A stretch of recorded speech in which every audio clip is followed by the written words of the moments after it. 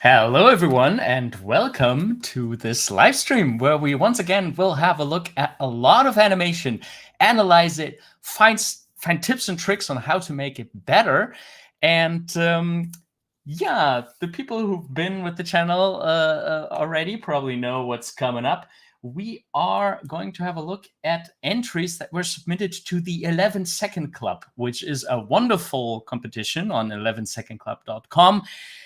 Where month after month they release a voice clip from a random television series or film, and people are invited to animate to it whatever they want.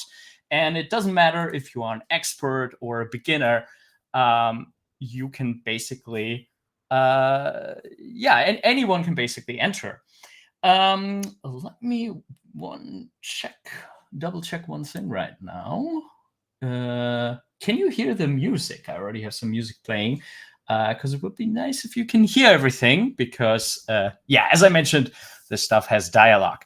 So whether you are already an animator and you want to see how other people are using some interesting techniques and ideas, or you're just a beginner to animation and you want to see what other people do good and maybe what other people do bad, because, when you're just starting out, you might not be able to really recognize if you're making a mistake. So analyzing animation is really helpful. Let me once more check about the audio.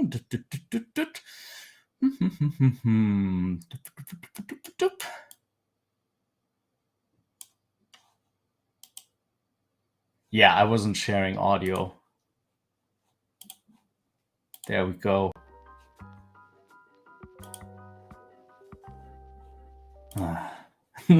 I had such a good start. Like, I had everything lined up, and then I had a good music lined up for the perfect intro, and then I shared the screen without sharing my audio.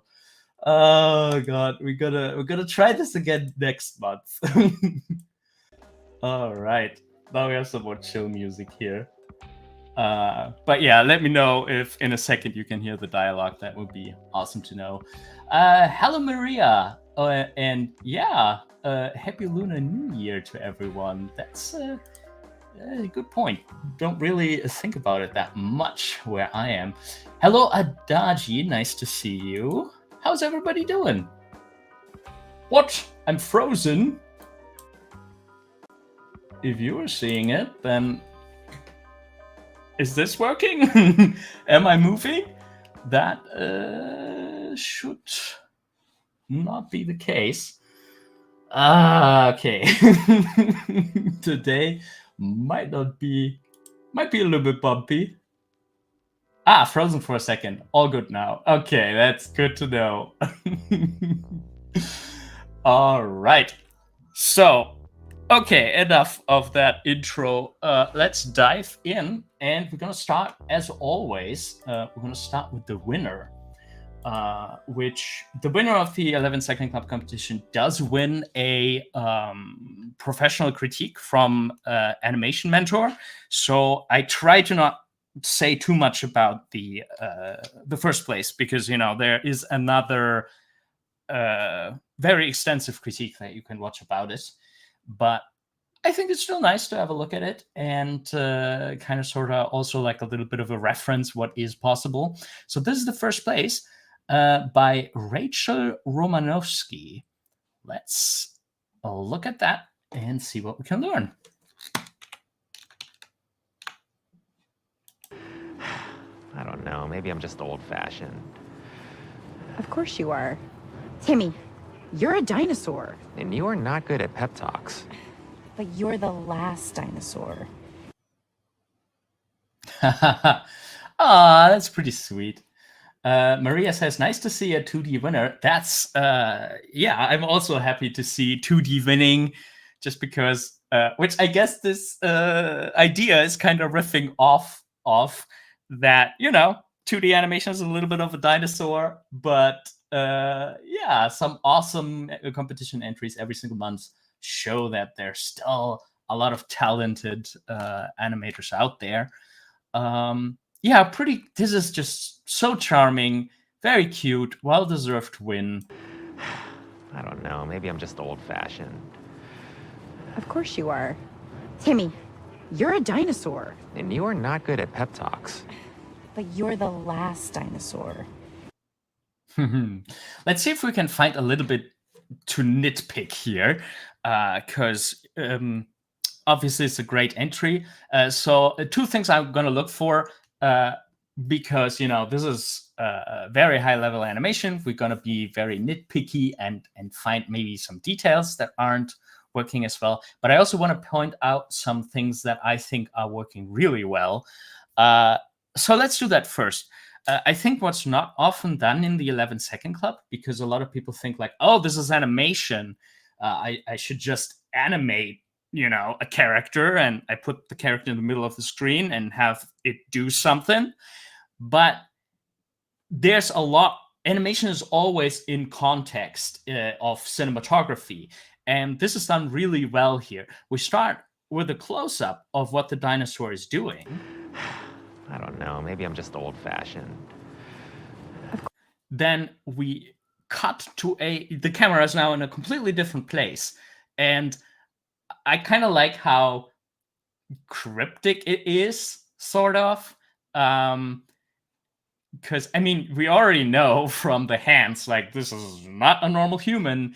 And it's animating a dinosaur running, a T-Rex running. So we kind of already have a hint here. Okay, that might be a dinosaur drawing a dinosaur. But then we cut out and we still don't reveal who that is. Instead, we reveal the person who's listening, which, is very nice to lead through the scene. And then there's another cut further out where now we get the whole context. 147 frames in, we know how the scene looks. Up until then, it was slowly building up in our head. And that's a very interesting technique to lead a viewer into a scene. And basically, this is what good filmmaking is about. So if you enter a competition like the 11-second club, or you do something for a demo reel, don't just think about animation, also think about cinematography. And the great thing about thinking about cinematography is that you've already watched a lot. You watch films every week. Some of us every night. We're going to watch some television. And it's crazy how little we think about to do what we see in television every day. Just a little thing like cutting to a different camera perspective can, like, there might be a resistance to do this because, it's animation. You want to do something with the character and you want to show the whole body because, you can animate the whole body. But that is not what a good film scene is about. You lead through a film scene. And this is done expertly here. Very well done. You're a dinosaur. And I do also like, there is something about leading with looking that I really like when it's done in filmmaking. So she is looking over to that mysterious green body that we don't really know. And the moment she looked over, like, she casts her gaze, after that, we cut to see a little bit more of that. And then we see the dinosaur turning and they connect, looking each other into the eye. And I really like, when thinking about a scene, to think about how... Was my cat just hissing at me? You're complaining, huh? You're complaining that I'm live streaming instead of playing with you. Excuse me. Oh, Rainbow. I'm sorry, I just started now. Okay, so casting the gaze, that's really fun. And it kind of continues. Now we see a POV, which is really interesting because it does put us into the shoes of the dinosaur. It's not exactly a POV. She looks a little bit across, but we're looking down now. Look at we see the top of the tables, and a lot of it. That's an indication that our gaze is very high. By the way, beautiful background. it really gives you context for this. I also like the detail of like different Cintiq models and different monitor setups. Like this is obviously a person who has worked there. There we go. And I like how, it kind of plays with, we get the whole context when we need it in the middle, and then we go closer to really process that emotion. And, look at that little, like, think about how small it is, the eye being narrowed, and then the eye getting a little bit of a smile from the cheek being pulled up. We have to be close to see that. So this is just a burning recommendation to really think about cinematography. It's not just animation. I don't know. Maybe I'm just old-fashioned. Love that running cycle, by the way. You can see, like, it's push. It's also interesting because there is like a moment where the drawing just has to come down. It's not an onion skin because the drawings are moving on top of it, and then they go down, and then the next one is up here and goes down to the position where it's supposed to be. That's a really nice effect. It really looks like Just old-fashioned. flipping through it, which is really cool. Let's see what's going on in the chat. I think Essie is Maria's cat, right? Is also insisting to pay attention. Yeah, this is the thing with cats. And sometimes you try to. I did try to play with her before the live stream because I'm always like, I'm gonna live stream soon, so I should better play with her. And no, now is not. Then was not the time to play. Now is the time to play. Yeah. Let's see. There was a comment that I wanted to address from Everton. Could you make a video about creating portfolio to get work? Thank you for all your class. Yeah. So I do think. I don't think we have a video specific about demo reels yet, but I do think we have an article. Let me look that up real quick. So I have an article, I think, that I can give you as a first orientation, and then the other thing is we can talk about it on stream too. If you have time to stick around for an hour, we can probably talk about it at the end of the stream. But I don't want to get too far off track just yet because we have some more animation to look at. But we could also talk about it in this very stream. So, there is a live stream from a while back. Oh boy, feedback event. Yeah, I mean, I probably have to look that up later, but I think we do have some content about demo reels and portfolios. But if you have the time to stick around, we're going to talk about it in an hour and a half at the end.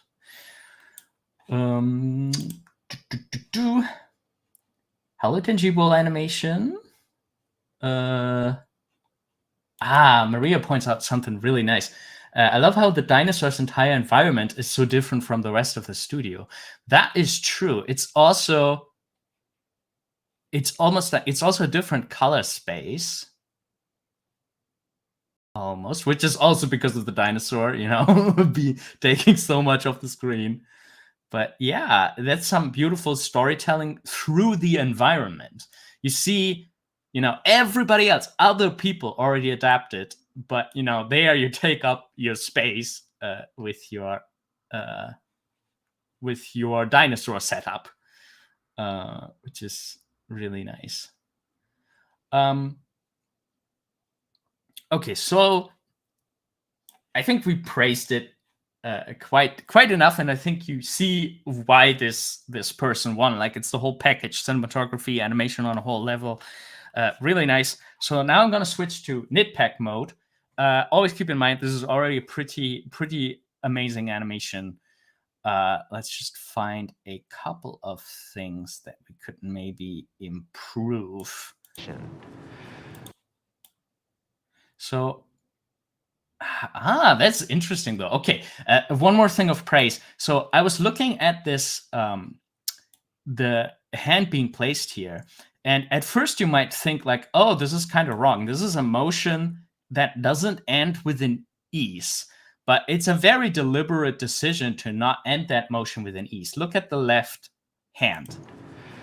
It ends abruptly. You know, if you would have an ease, meaning that you would have drawings that get smaller and smaller, like a classic ease would probably look like this. Let's just track that claw here, that top of the claw. Let's do a different color. So if you would have an ease, you would have you would go closer and closer to it, right? You would do something like this, where this spacing, let's make it even more clear. So you see this spacing is really large, then this spacing is getting smaller, and then you have a teeny tiny spacing. This would be a classical ease. We're not doing an ease here. Instead, the motion is abruptly stopped. Why is it abruptly stopped? Is because the dinosaur places the hand on the table. So by doing that, the motion is completely stopped all of a sudden without an ease out. And then there's a little bit of an overshoot that you can see here. You know, it is stopped by the table, and then here it's stopped by the table and then shoots back up.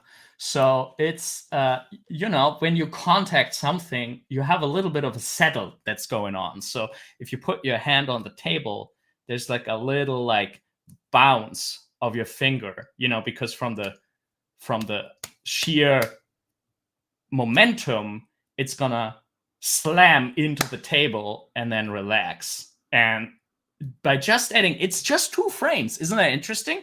It's 1 frame of a slight overshoot, and then in the next frame, it's returning to a little bit of a relaxed position. And it's such a small detail, but it makes the table feel real. It makes you feel like, you know, there really is a physical table there.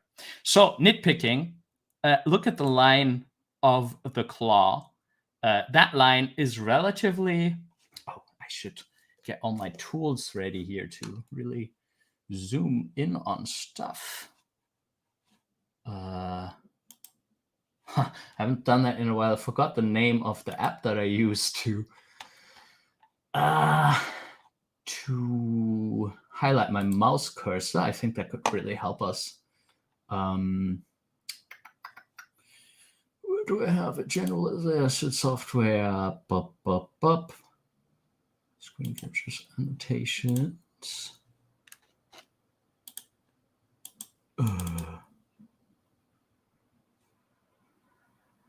Is it this one?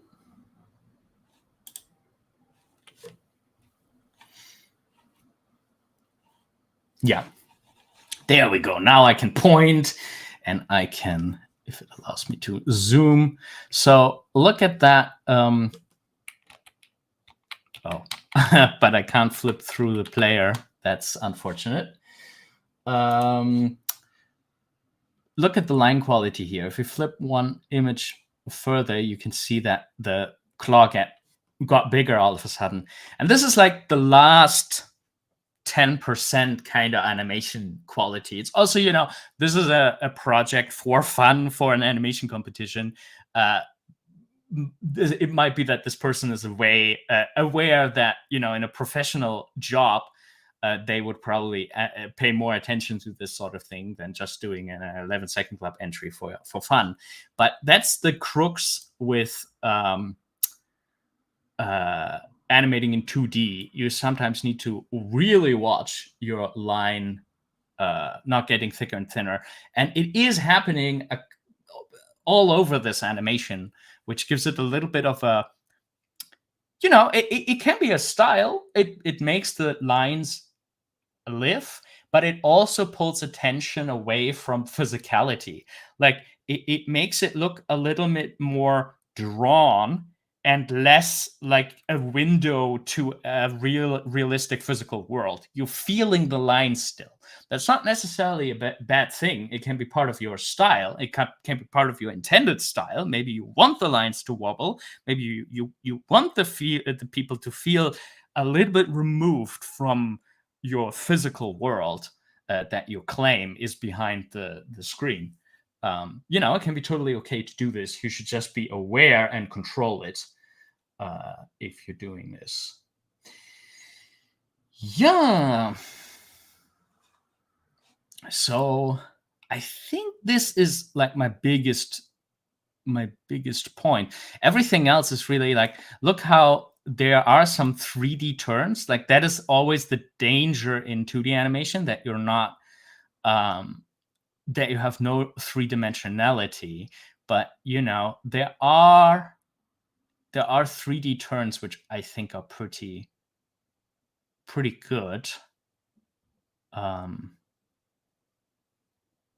I think if I would animate a dino like this, I think I would have even more fun with the 3D shape, especially because this is relatively easy to exaggerate. There are 3D shapes which are a lot more difficult. If you have like an anime character with a bunch of details, making it 3D can feel very tedious. But I wonder, I don't know. I would probably, this is like a very, people who know me know that I give this critique where I'm like, you could have maybe tried this, which is not a real critique. It's more like, maybe this would have worked. And sometimes my advice doesn't work. But, I wonder if there could have been a pose where it's almost like, you see more of this top plane here, and we play a little bit around more with the three-dimensionality of this dinosaur block, because it's such a good shape to play around with. Hello, Hilly. Nice to see you. How you doing? Welcome. So I don't know. I think there are some pretty great 3D forms in here. But yeah. Interesting point from Adachi. I don't know if anyone shares my opinion, but I don't quite like the fact he's an actual dinosaur. What if it were a human being instead? Valid, you can make suggestions. It's good to think about the different way that this could have been. And this is the great thing about the 11-second club. We're probably going to see a bunch where the other person is a human or a dinosaur. I think a lot of people probably went for the dinosaur. There are a bunch of awesome 3D dinosaur rigs out there. So I predict we're going to see a lot of dinosaurs today. But yeah, of course, you could make that with a human as well. And, that would kind of, it's just a different direction. That's probably also what I wanted to express earlier. It's one of many possible directions. And the cool thing is with the 11-second club, you can see a bunch of those directions. Yeah, so line quality, again, here, look at the armpit. Pretty good that it's getting slimmer there, the line width. But then, a couple frames later, it's fairly thick.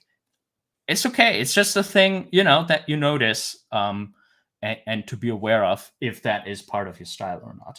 what shouldn't happen is that it happens to you accidentally. You create an animation and you have wobbly lines, and you're like, I don't. Something looks not quite real with my animation. It doesn't have a physical presence. Then that sometimes can just be the way how you did the line work. Just so you are aware of that. So yeah, awesome work from Rachel. Let's have a look at the second place. And not a human, but a bird, I guess, which is a descendant of a dinosaur. This animation, second place by Jason Matthews. I don't know. Maybe I'm just old-fashioned. Of course you are. Timmy, you're a dinosaur. And you are not good at pep talks. But you're the last dinosaur. Okay. I do like how this one also has a strong concept. This one is also working a little bit with cinematography. We do reveal the entire setup right at the end, which you can do. Adachi really liked it, deserved first place.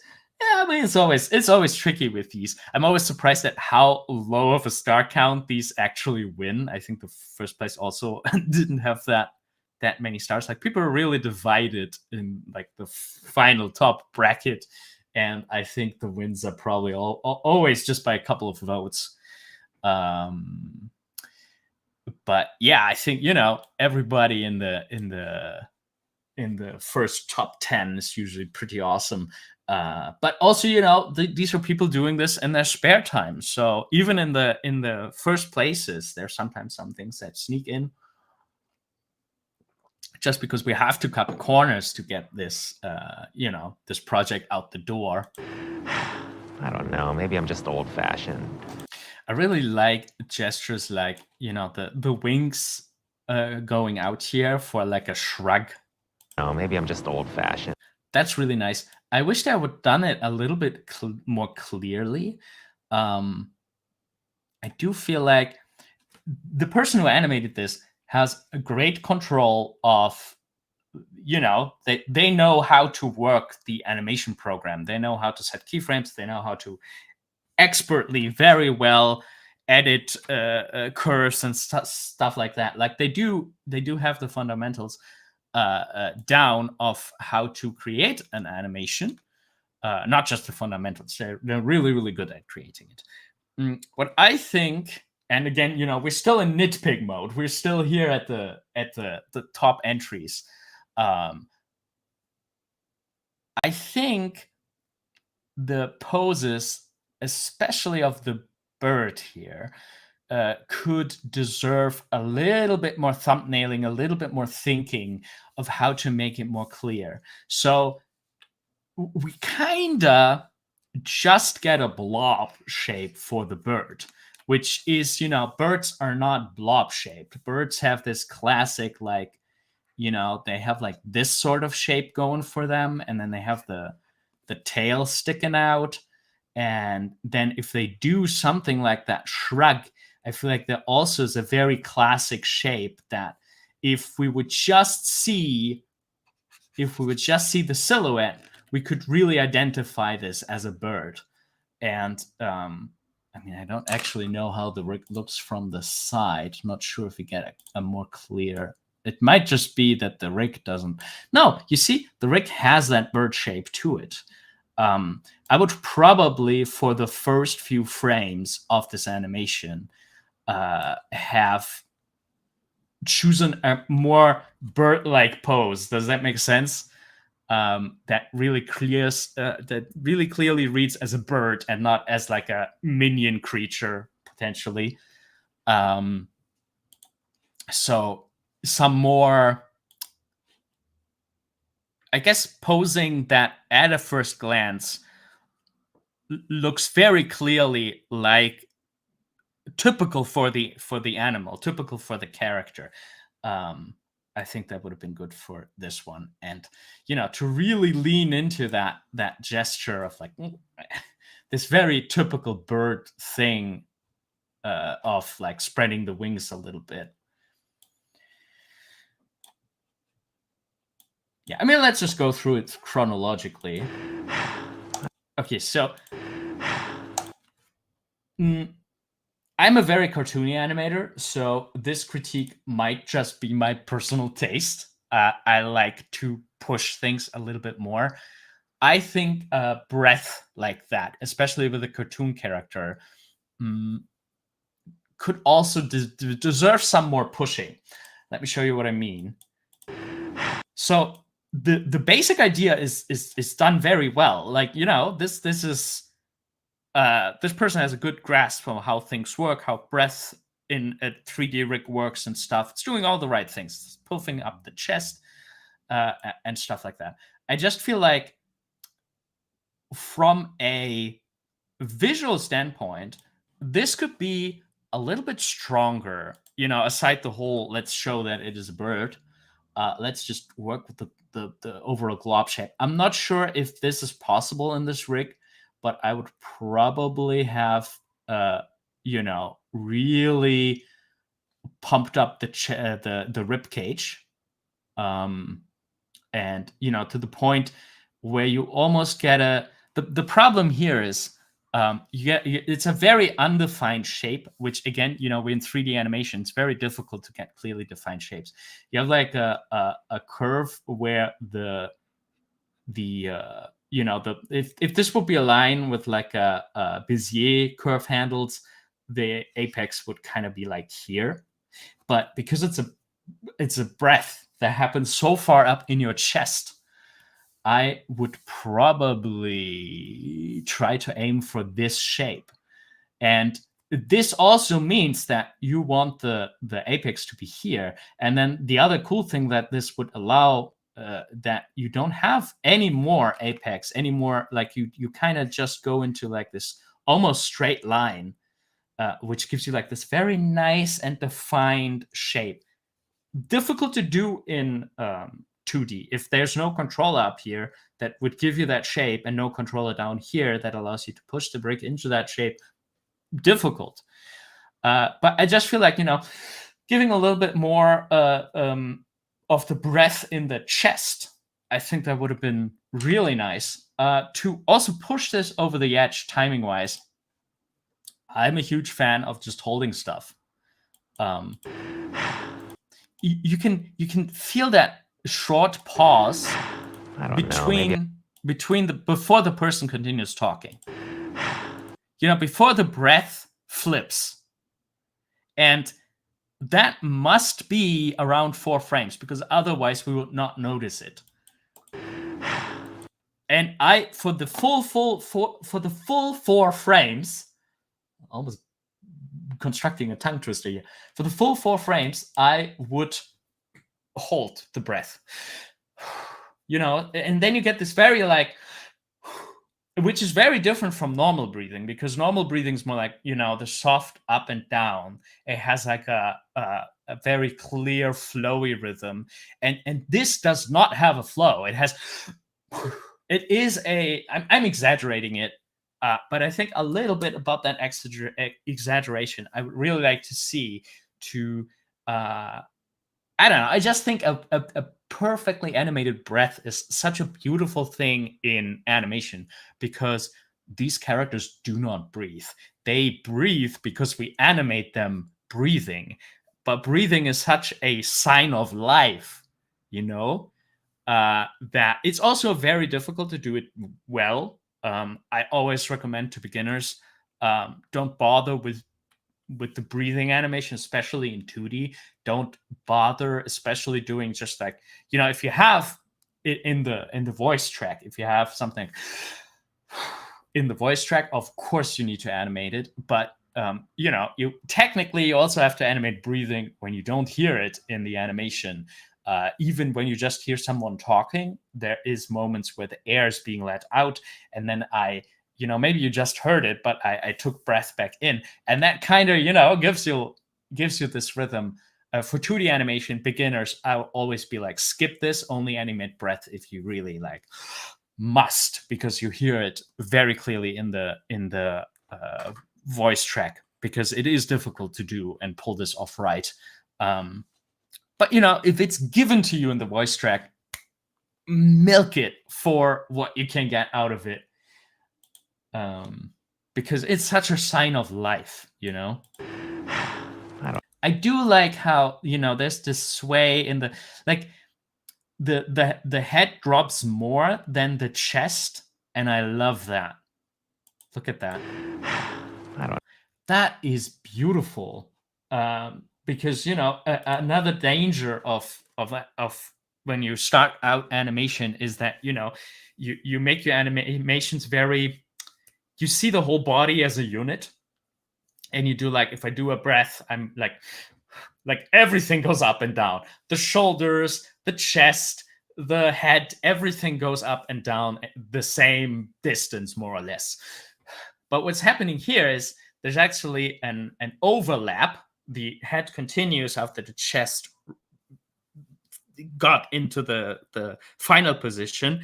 And they kind of, like, you know, they're dependent on each other. Of course, you know, the chest pushes up the head, and then it's coming down. And then the head does its own thing. It continues to lead. It continues to drop, which fits to the message of the whole thing. You know, we want to convey, like, some sort of a despair. And, you know, letting your head hang down that's a wonderful sign of despair.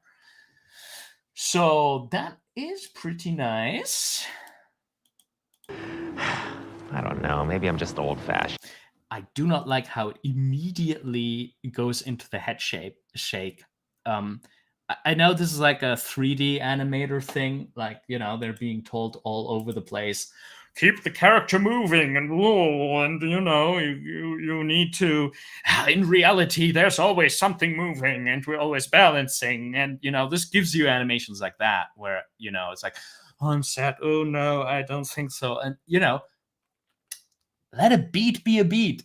Let him be like, and then a little bit after shake his head.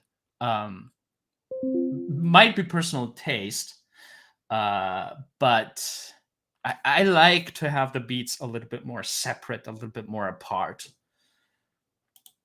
All right. Let me get rid of my email software beeping in the background if I can. I cannot. Okay. Okay, then let's continue. I don't know. Maybe I'm just old-fashioned. Of course you. Also, really nice breath animation. Of course you are. Very nice. Timmy, you're a dinosaur. Love the accents in the head movement.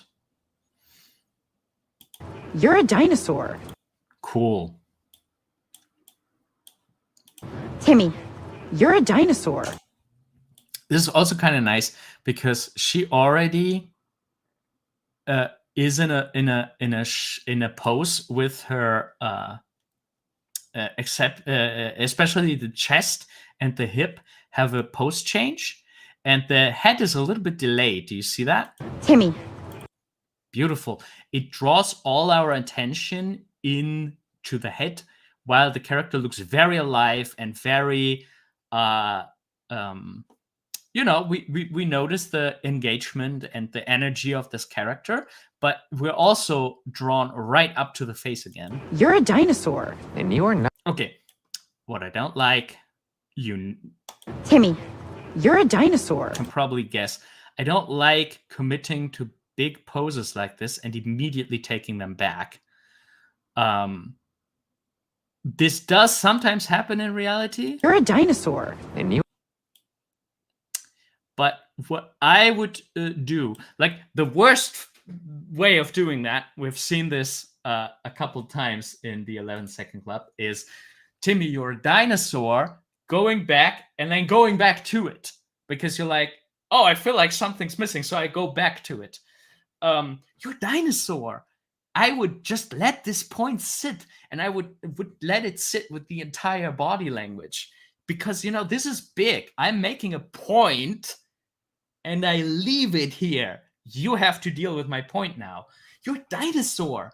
And what you can do is you can drop the arms a little bit, because, you know, holding tension like that, that's not what humans do. You know, we try to conserve energy even during big motions and emotions. You know, you're a dinosaur. But then I wouldn't completely take it back. I wouldn't go into like, you dinosaur, and then I just go and holding myself at the windowsill, because I'm so invested into giving you that point. Here, take my point. This is a physical representation of the point that I'm making. And I don't think it's a good idea to immediately take it back or weaken it that much immediately. Like dropping it down a little bit, like dropping the hands to the windowsill, still outstretched. I think that that could work, but I wouldn't like push it in again.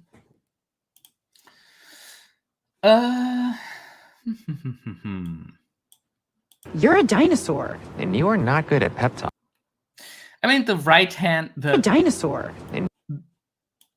the hand that stays there is kind of doing it right. It's doing that. I'm not sure I would flip it immediately because that makes it very soft. But, you know, that is good that this shape is being held, but I don't like that this shape is dissolved immediately. Another very good example of like placing hands and stuff, like the whole interaction with the windowsill is pretty good. So you might want to have a look at that more closely if you struggle with like 3D characters touching things, because this is done very well. Of course you are. See this little shrug? It's taking the arm off the windowsill and then putting it back, and you can just feel the weight going into it. That's really nice. A dinosaur. And you are not good at pep talks. That's a nice little hop. Let's look at that. And you are not. See how this transitions the shot? This is a very good way to cut. You have that jump, and at the end of the jump, you cut into the other shot. Very good filmmaking, very good cinematography. So now we finally see like a beautiful bird shape, and then we cut away and have another blob here. I don't know, just a little twist, maybe? Just a little twist to see the bird shape. I think would have done very well here. I do like the head twist. That's really nice. You know, if you think about ways how to strengthen your poses, tilting, twisting the head is a very good strategy. Like that's done very well. And I also like the whole like arc here doing the dialogue. We're not good at pep talks. The pep talks, and then it goes up to hit that accent up there. That's really nice. Not good at pep talks. But you're the... Did you see the eye darts here? That's very nice. But you're the last dinosaur.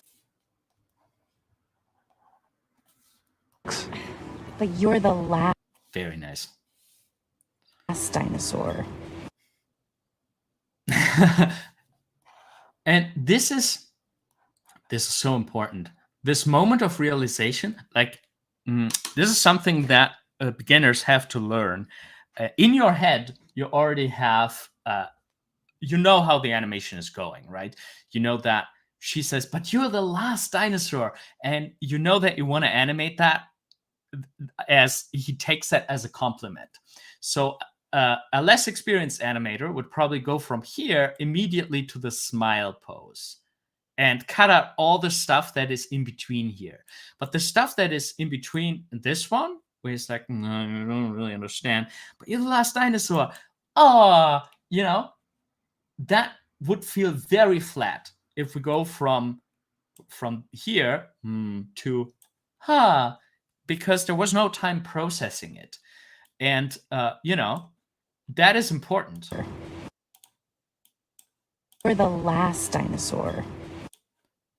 This little moment of I am, like, I love the strategy of if you have a tough time with these sorts of beats in your animation, give your characters an inner monologue. There's a lot of stuff being said between the lines. And, you know, in this case, I don't mean between the lines as a hidden meaning of what is being said. But, you know, if one line is said and then the next line is being said, there might be a bunch of thoughts in the head being like, I am? Oh, yeah. No, I'm pretty great. Thank you for saying that. You know, there are steps, and not all of the steps are being vocalized. But you still have to animate them. If you have a tough time identifying these steps, write an inner monologue for your character. Write those thoughts out that are between what is being said. Even more so if you have a character that maybe doesn't talk, only has pantomime, writing inner dialogue is great.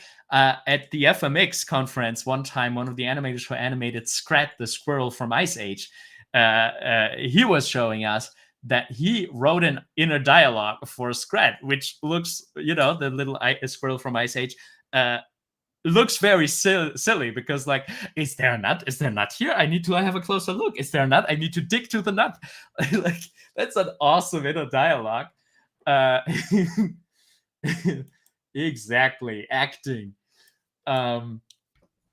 So that is really cool. And it can make your animation so much more believable, I guess, is the word. So look at that. Last dinosaur. And in this case, I really like the slow head turn. Like, I'm a snappy, cartoony, post-to-post person all over my animation, but a nice little, like, oh, you really think that to give that some slowness and some gravitas? Yeah, I love it. That's a really good use of 3D, where, like, in 2D you're like, oh my god, now I have to draw all these frames. But in 3D you get these moments for free, or a lot easier. But you need to be careful to not overuse the floatiness to carry your animation. Hi Colin, nice to see you. So let's have a look at the third place by Giselle Harvey. I don't know. Maybe I'm just old-fashioned. Of course you are. Timmy, you're a dinosaur. And you are not good at pep talks. But you're the last dinosaur. I don't know. Maybe I'm just old-fashioned. Of course you are. Timmy, you're a dinosaur. And you are not good at pep talks. But you're the last dinosaur. Again, very high quality level, lots of stuff to love, and this person obviously knows how to work a 3D program, how to set keyframes, how to build overlaps, how to polish curves and stuff like that. Very clearly, very knowledgeable, very talented. I'm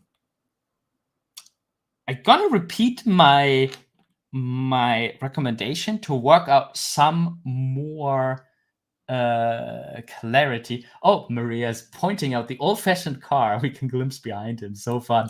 Yeah, that is very nice. There's some scene building going on here, which pretty cool to flesh out the idea like that. And the idea is also very cute, like to put that in a date setting. That's a very fun and creative idea. So, okay, I, once again, as a lover for very clear cartoony poses, I'm going to say a little bit of the same stuff that I've said just now. I think some more holds could do this animation well, which is a little bit of a... I think this animation is, like, it does capture nervousness in motion, which I think works very well. If you look at how the dinosaur steps back and forth. I don't know. Maybe I'm just... Like, that's nice to have, like, this little bit of weight shift. I don't know. Maybe I'm just old-fashioned. It's a little bit of a duality, right? We have, like, a nervousness that is being expressed through, like, hippily back and forth, which is the point. And it's kind of met here. But I wonder if a little bit less of that could make the animation more readable and give the single beats and the single ideas, like really good ideas in this one, all over the place, but I feel like they get a little bit muddy because there's so much movement. I understand why there's so much movement. Like the animator was probably really thinking hard about this, maybe also made like some reference and saw that this is how it was in the reference. Personally, once again, this might just be my personal preference for very clear, cartoony, snappy post animation. I would like to separate the beats a little bit more for some extra clarity. So let's see.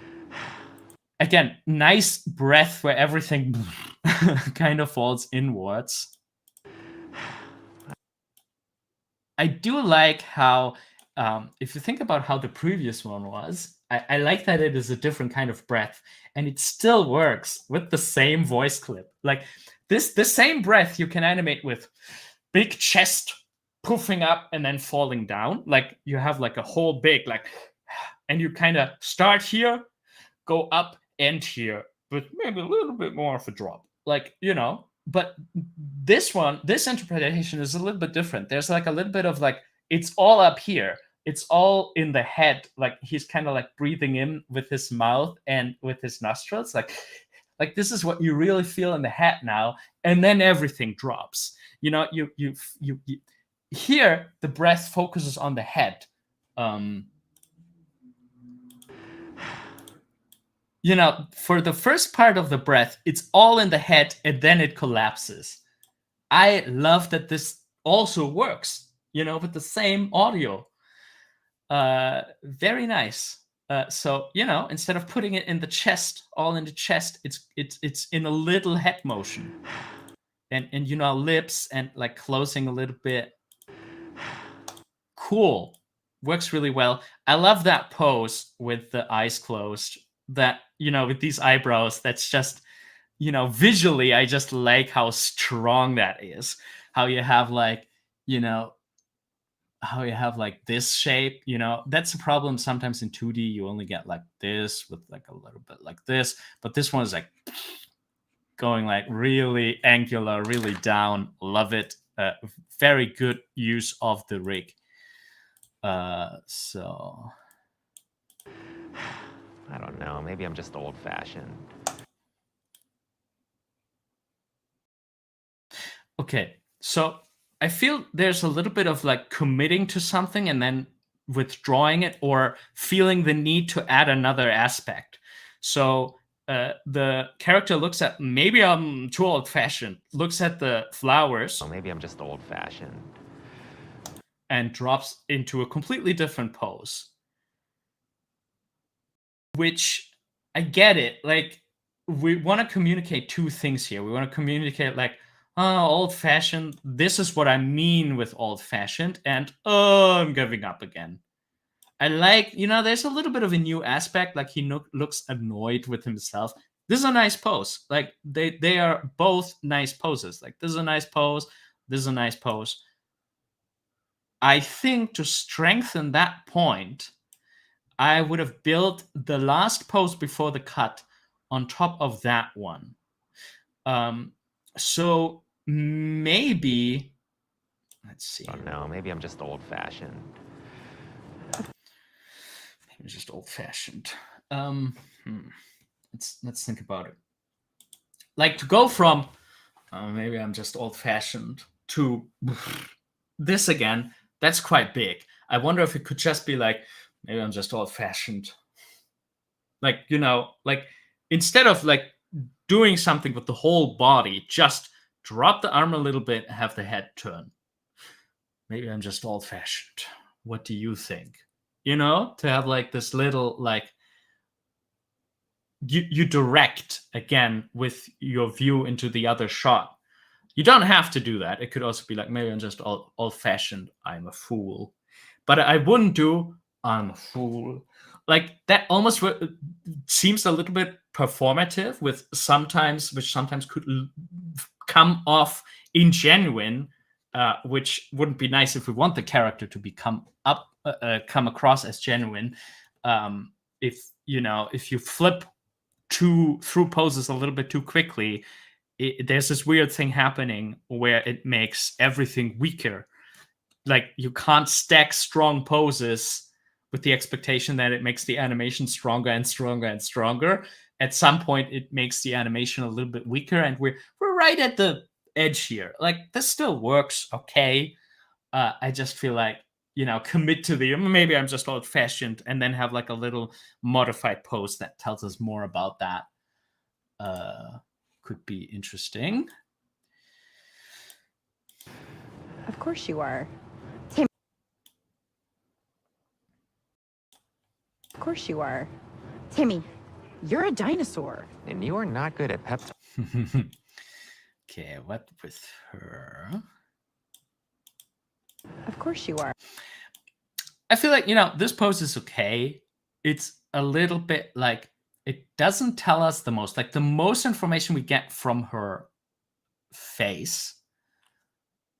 And I feel like there's an opportunity here to tell us more about her. Like, is she intrigued?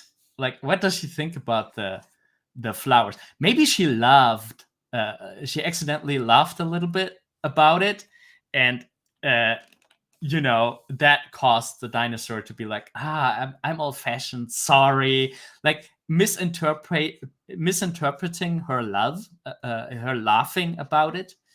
But maybe you could get her into like a more active pose, maybe like that, and have some more interesting stuff going on with her like line of action, just to jump right into like the middle of something.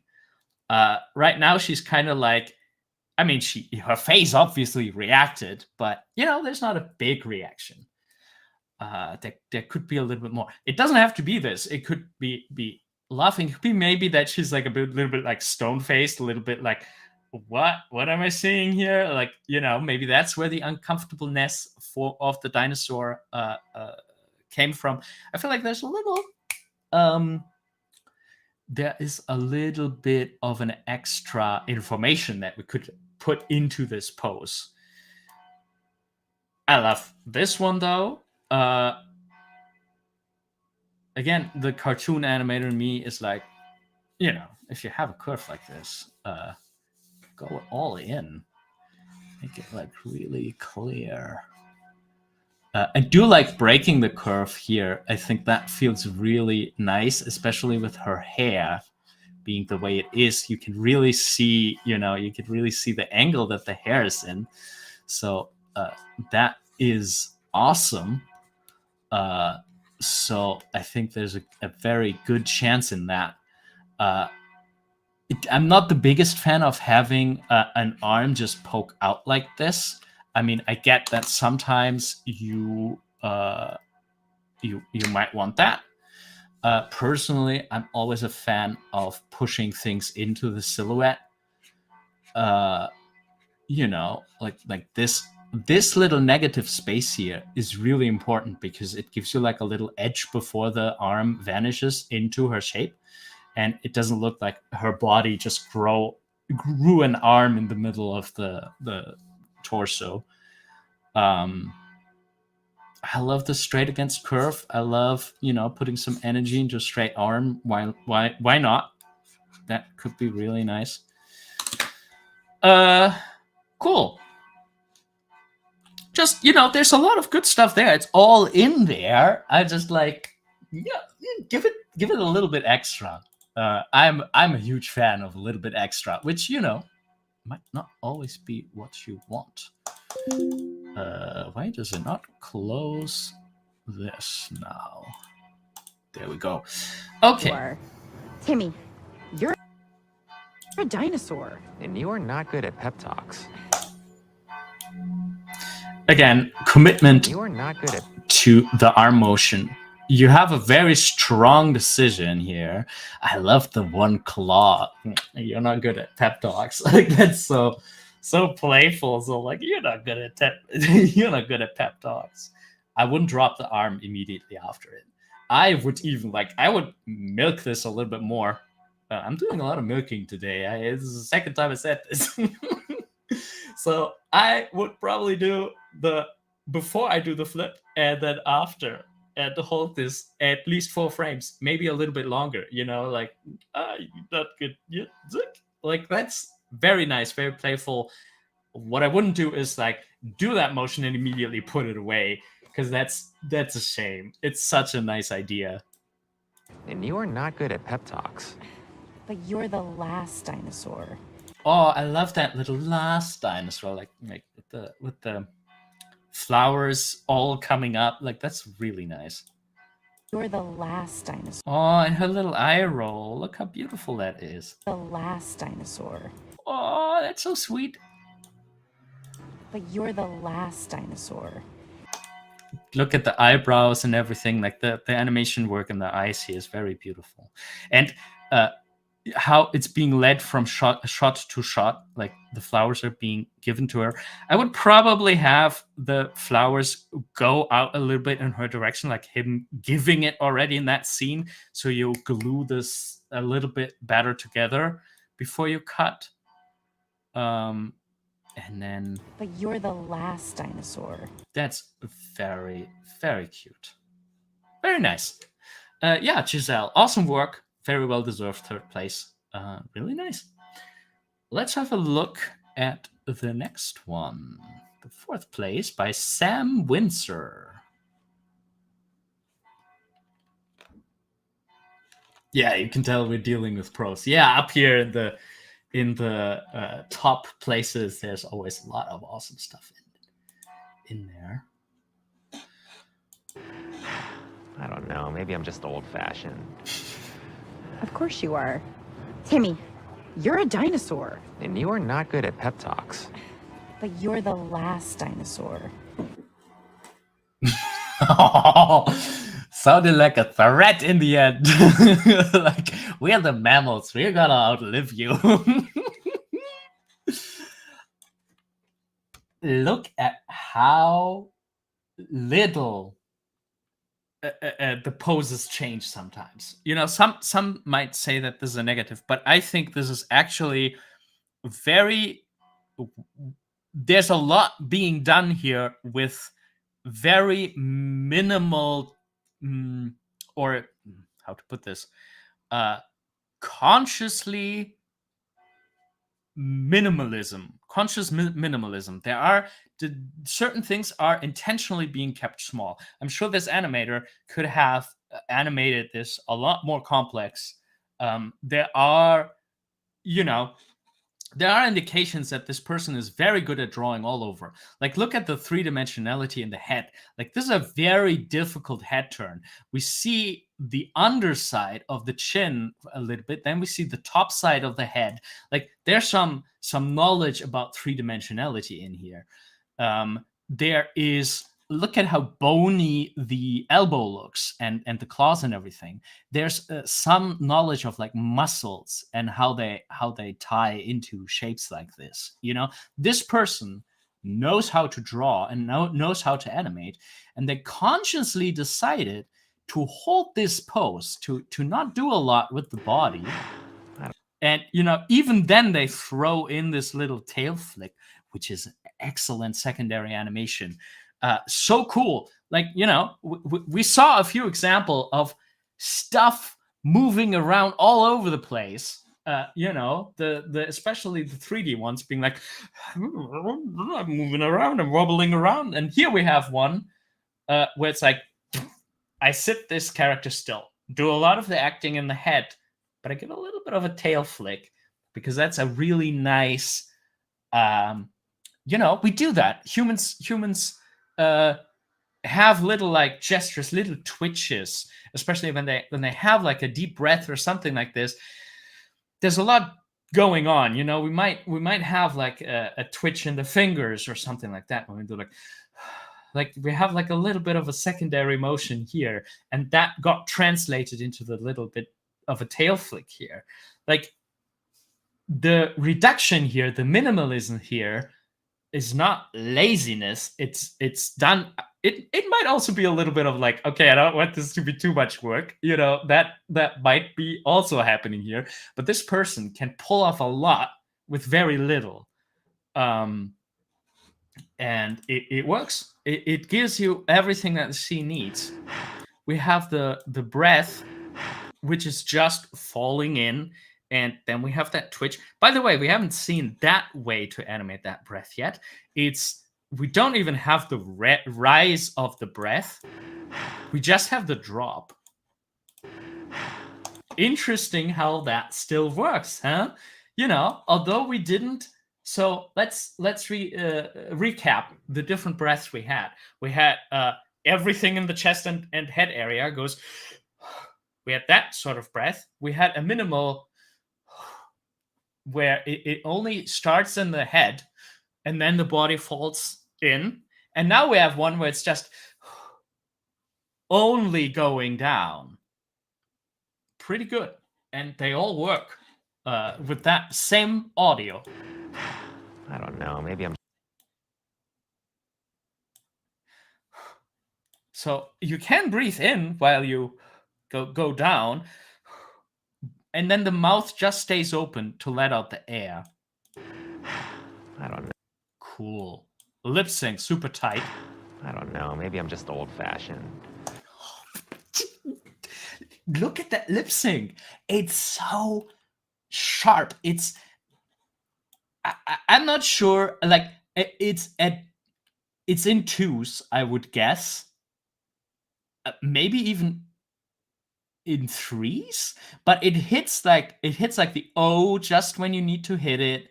It hits the close. Like there is no like ease in those shapes. Like there's not like it's not like a flowy like slowly moving jaw.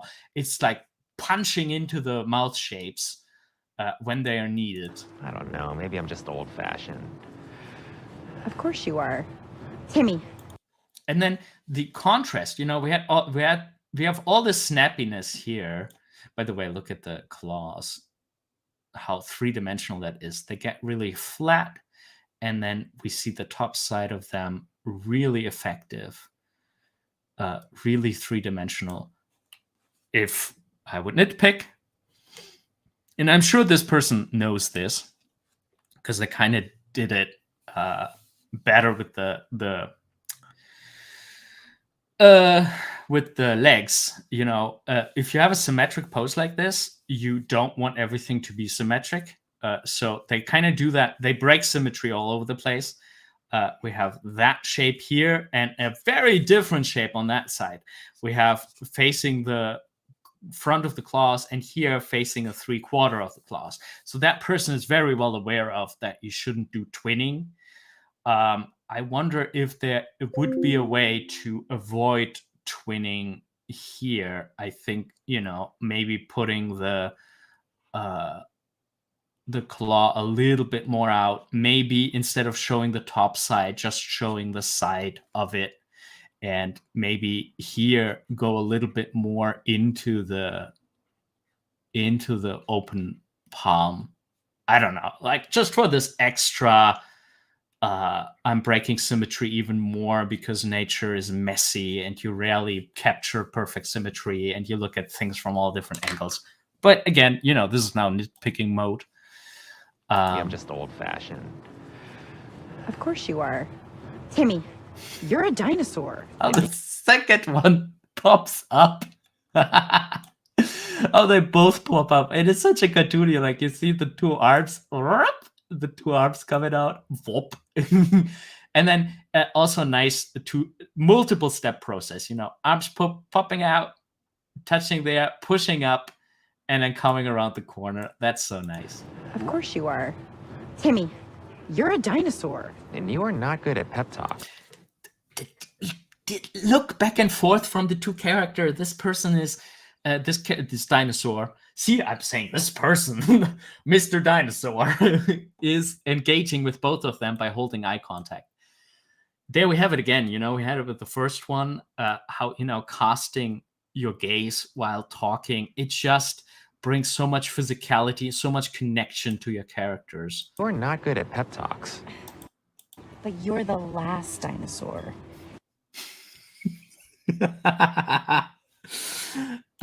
Yeah. So I'm not sure how I feel about the like doing this a 3D camera motion almost. I mean, why not? It kind of fits. Like for a reveal, 3D camera motions can be really nice. Yeah. Oh my god, I love this one. I really like this one. Well done, Sam Windsor. Yeah. So anyone doing 2D animation, I would recommend have a very close look at this one. It's doing so much with, and I really don't mean that in a negative way, so little. So like just very concise, well thought out decisions on what to do, what not to do. Yeah, very well done. Okay. By the way, if any of you participated in the 11 Second Club and happens to be watching now, feel free to tell me like which place you made. It doesn't have to be for last month, for January. It can be any entry that I haven't looked on.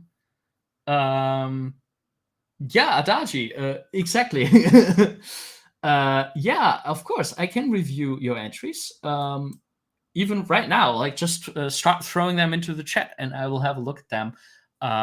The only condition is it has to be online on the 11 Second Club page.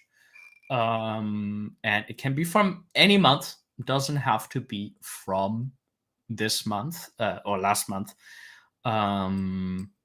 Then, yeah, I can have a look at them as well.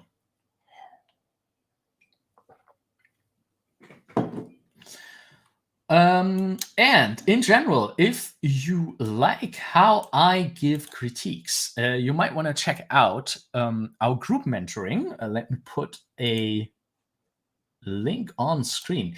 Here on animatorisland.com/group mentoring, you can find out more about the group session that we're doing here at Animator Island every single month. Patreon supporters in the group mentoring tier come together. You can bring your animation, your storyboard, your animatic, your blocking, or just an idea of what you would like to animate or what you would like to aim for, or maybe a portfolio, work in progress portfolio, and I'll have a look at it, analyze it, give feedback, draw over it, kind of like I'm doing right now here. And yeah, it's a monthly thing. So the good thing is that you have to stay committed. I mean, you can cancel anytime, but it's nice to have something to aim for every single month to make some progress.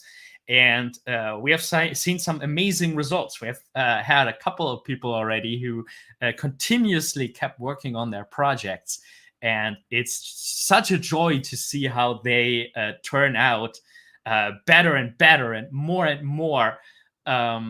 So yeah, that's group mentoring. If that sounds interesting to you, please check it out on animatorisland.com/group mentoring. And yeah, that's the group mentoring tier, but you can also support us just because. That's on patreon.com/animatorisland. And yeah, which is, if you just want to support the channel, give a couple of euros, couple dollars every month.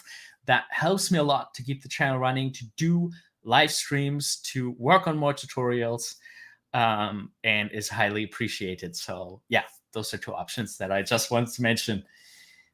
All righty. Now let's have another look in the chat. Maria, thank you for the testimonial.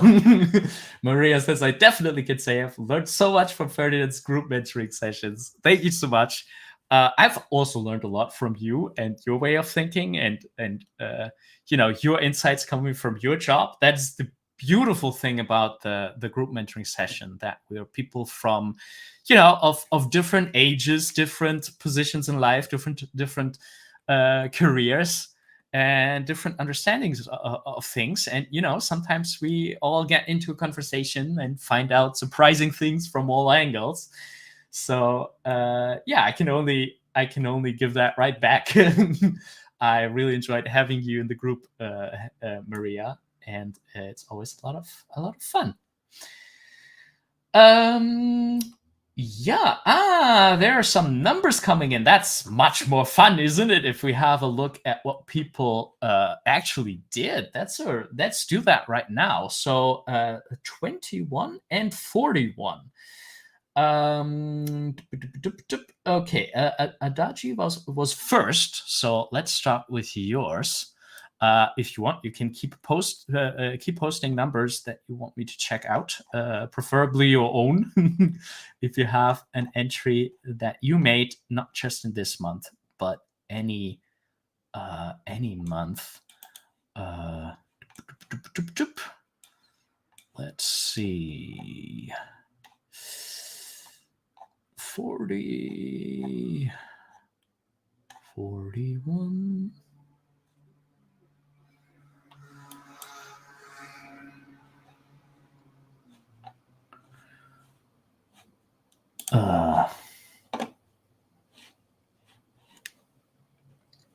No, stream. So this one is for. Oh, there are two 41s. Which one is yours? The 2D one here? Vinny? There are ties? Is that possible? 5.17 stars. That's crazy. I don't think I've ever seen that. The 2D one, right? All right. Yeah. Okay. So then let's have a look at yours. This is from Vinny Adachi. Always 2D. Wonderful. I don't know. Maybe I'm just old-fashioned. Of course you are. Timmy, you're a dinosaur. And you are not good at pep talks. But you're the last dinosaur. Oh, that's sweet. I don't know. Maybe I'm just old-fashioned. Of course you are. Timmy, you're a dinosaur. And you are not good at pep talks. But you're the last dinosaur. That's sweet. I like the whole story, the setup. That's really nice. Hi, Jim, on Twitch. Nice to see you. Yeah, really nice animation from Vinny. I do recognize your style once again. I really like your living lines like that. You do have your own kind of style already, which I think is really lovely to see. I don't know. Maybe I'm just old-fashioned. And I like how how stylized it is. You have like these flowy lines. I really like that about it.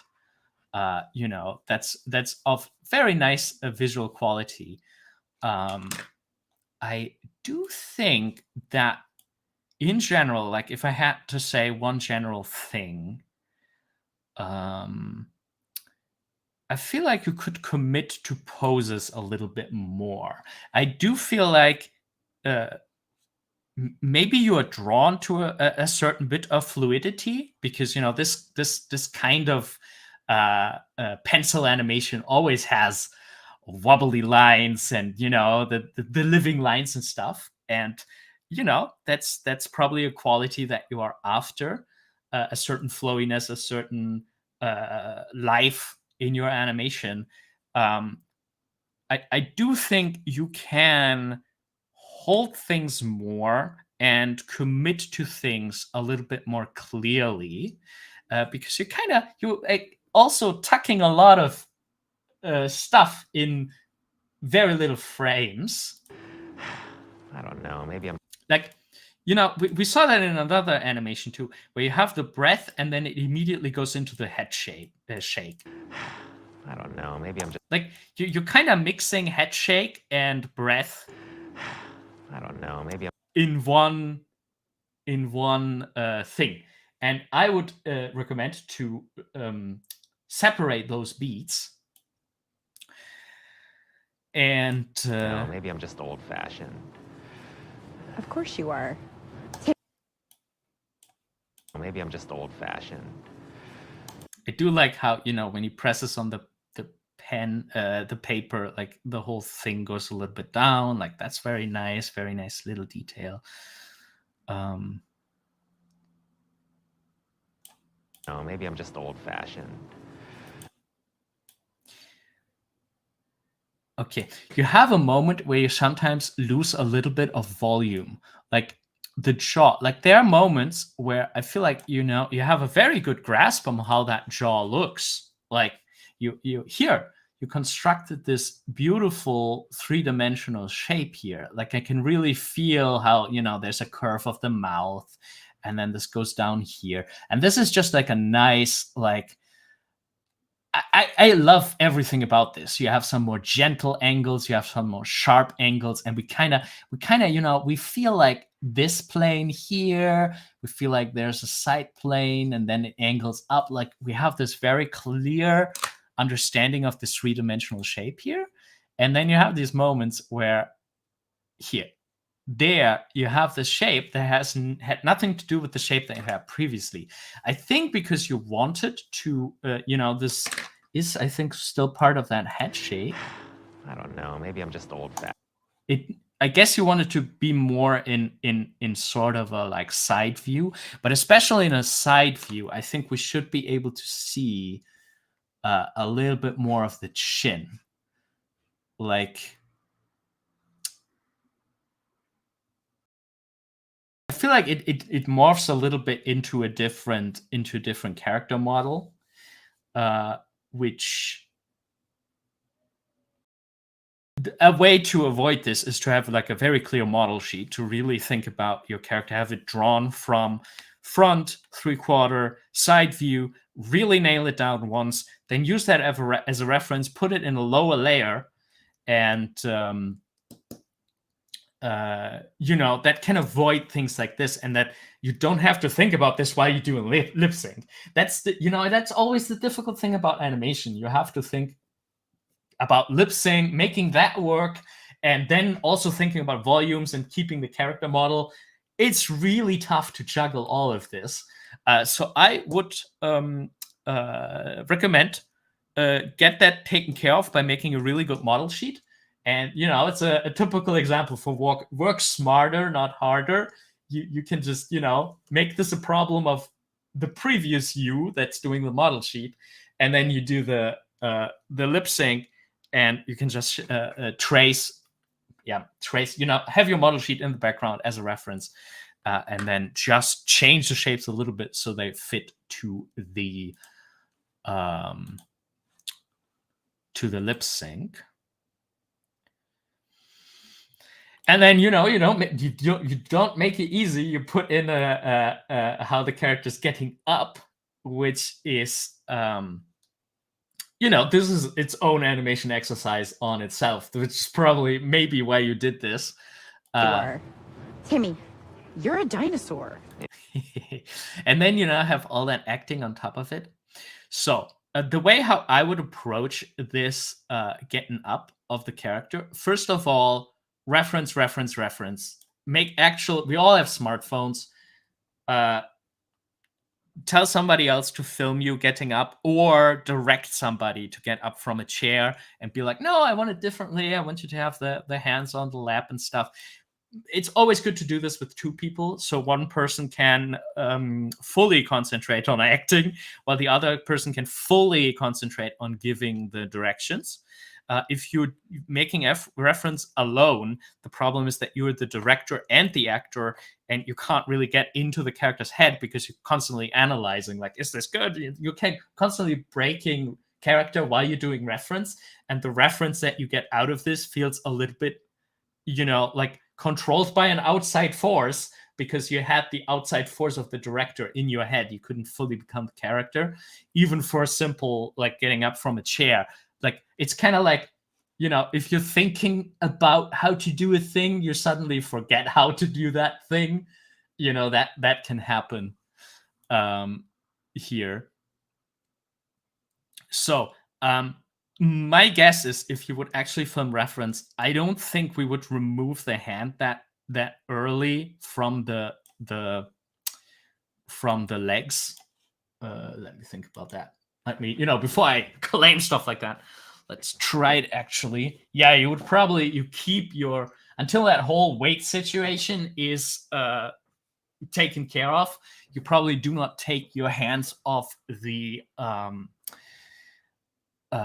of the legs. I don't actually know why.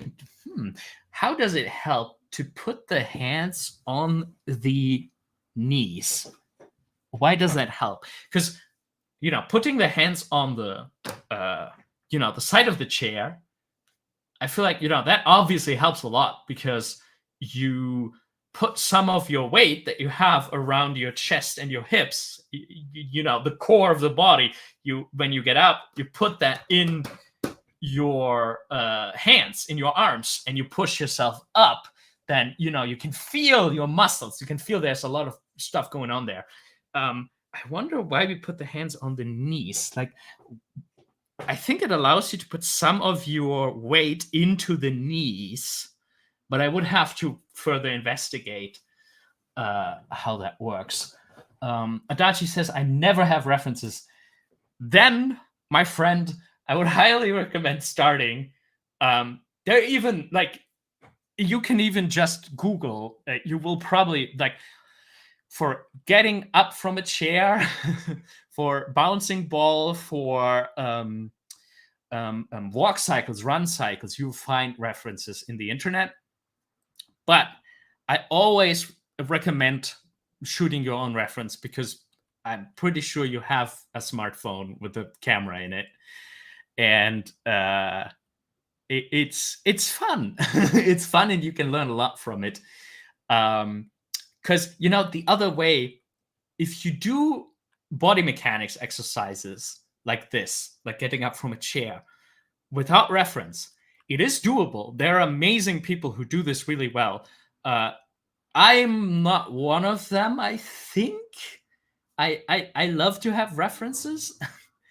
But there are people who can think their way through a body mechanic process by just thinking like, okay, where's my weight now? Where do I push my weight in? And they just think about it logically, and then the center of gravity is here and the base of support is here. And then, that's the cool thing about everything related to physics.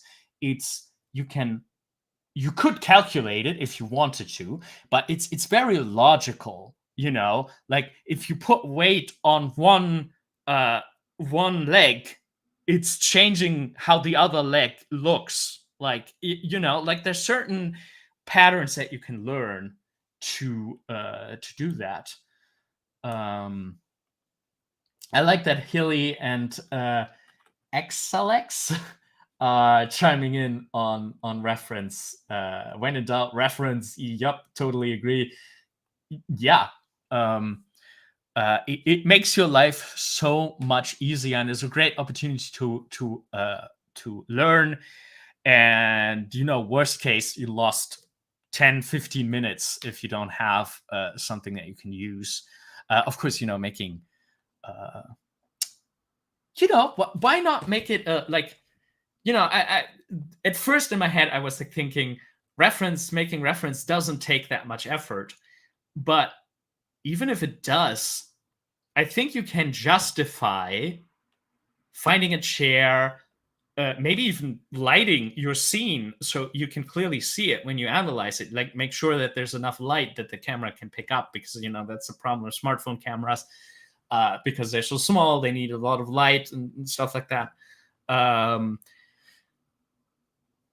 I would even say if you lose half a day shooting a reference, that is well spent. If you are animating on a film that is close to your heart and you have a dialogue scene, anything, you make a film that is close to your heart and you want it to be really good, invest a day for a shot. Even that wouldn't be wasted time. It's that important, and there's that much that you can learn from it. Do it with multiple people, because people think differently. People have different if you're animating a big heavy character, you're not going to get the best reference from a small person. So investing some time to create good reference can really pay off. But it's only half of the thing. The problem with having reference is it doesn't yet solve the problems for you, because the other problem is analyzing reference and seeing the things that you have to see, and that's surprisingly difficult. If I would say draw a bicycle, everybody who's listening, draw a bicycle. Can you do it? Do you know where the all those rods go and where they connect and what shape it makes? Could you draw a bicycle now without looking anything up? If you've never drawn a bicycle before, or not in a long time, it's difficult because our brain filters out animation, filters out motions and information and things that aren't important. Our brain filters out things that aren't important. So, although we might see bicycles every day, we still cannot draw one. And that is also happening when you film reference. Your body knows how to get up. Your body sees that with other people all the time, but your body cannot pinpoint that down from memory because it's stuff that is filtered out, that is not being stored by the brain. Yeah. So what I'm relatively certain is you can't get up and halfway through getting up, remove the arms like that, like so much forward. Like maybe if you like push yourself up, like I could see that.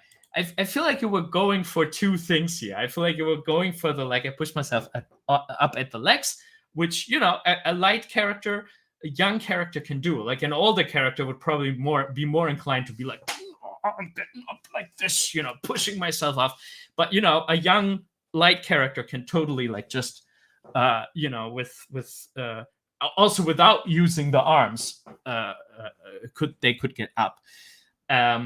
And then you were like, wouldn't it be fun to have a little bit of like a like like really throwing themselves out of the chair, which is a way of getting up, which you probably don't find reference for if you just search it in the internet. So you would have to make it yourself. Cool idea. Good idea to go for it. But even more difficult because it's not a traditional animation of a person getting up. Like the classic animation exercises, you have all the weight being pushed down in your hips. Then you have this moment where the character connects the arms with the chair. And now it's the arms pushing up the body, which makes the shoulders the leading part. That's how people can do body mechanics just in their head, because they have a good understanding of, if I push here, if I really push with my arms, it's going to come up here. It's going to travel up the chain and visually push up my my shoulders and chest. So shoulder and chest are leading now. And the moment I disconnect, it might no longer be the shoulders that are leading, but my chest, which is coming up. And then maybe my legs push, and suddenly my hips become the leading force. So this is how you can kind of animate without shooting reference, by thinking about these chains and where's the energy now and which body part is visually leading. And for your animation, that will probably also be look a little bit different. Like if I do like a whee, getting up, jumping out of the chair, I probably have my arms come up. They are leading now.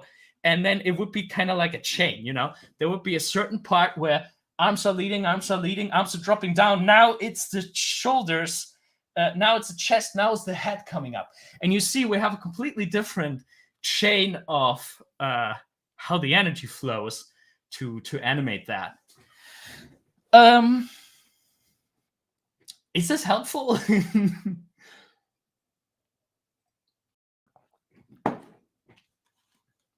So, Timmy, love you're that a dinosaur. That anticipation. Like you do have, like I like your understanding of like very clear storytelling pose. We see a beautiful, strong pose with strong angles, like very visually interesting. fitting to the acting. Beautiful.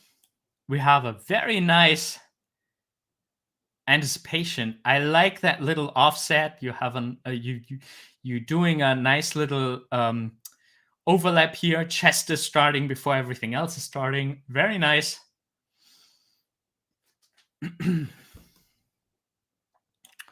Like that a lot.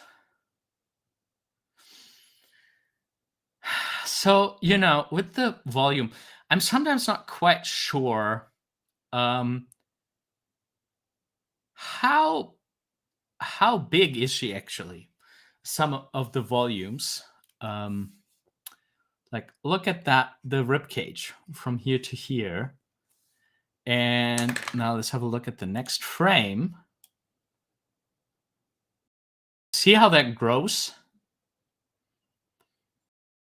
That is also something that you can stop a little bit from doing a model sheet. But the most important thing, or the second thing that you should combine this with, is mannequinization of your character. I do feel like you sometimes flow into this wonderful butt shape here. That's really nice how it flows. The flow in the hip, the flow into the back. That's very nice. But a couple frames later, I feel like she has a completely different butt. And then you go more curvy again. And it's nice. Like, all of these drawings on their own have a beautiful line quality. What you need is a little bit more consistency. Consistency in two directions. Consistency for a design. Like, you decided, okay, that woman looks like this. Her back and hip from the side view or the 3/4 view, this is how they flow. Like, you make a decision, this character looks a certain way. That's the one thing that you need to keep the same. The other thing is the actual three-dimensional shape. Like, once you decided, okay, once you decided her body is a certain width, a certain size, you need to find a way to always meet that. And a very good way to do that is mannequinization, to really think about, like, what shape is she actually? And another thing that mannequinization also allows you to do is to really nail three-dimensionality. Like, if we give her like a volume for the chest area, you can really see now that in this pose, you can see a little bit better that we see the top plane in this case, and maybe you clearly define that we're seeing the side plane, and this is where the arm is being plugged in. And when she stands up, we might see less of the top of her shoulders. When she stays up, we might only see this much of that. When she leans back to point at him, maybe we don't see the top side of her shoulders at all. Instead, if we could look into her body, we would see the underside of that shape because she's leaned back. So this helps you, this mannequinization helps you in two ways.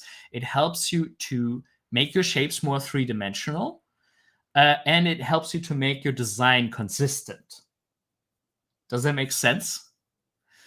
And mannequinization might look different for all kinds of characters. Like, maybe her hip is just a ball here. Maybe you have this ball, and then she always flows into that shape. Maybe you have characters where this midsection needs to be a defined width. Like, that's the case most of the time. Like, you have a little ball here, then you have the chest area here, and then you have like a little hip area. But maybe the hip is coming out again as like a secondary ball.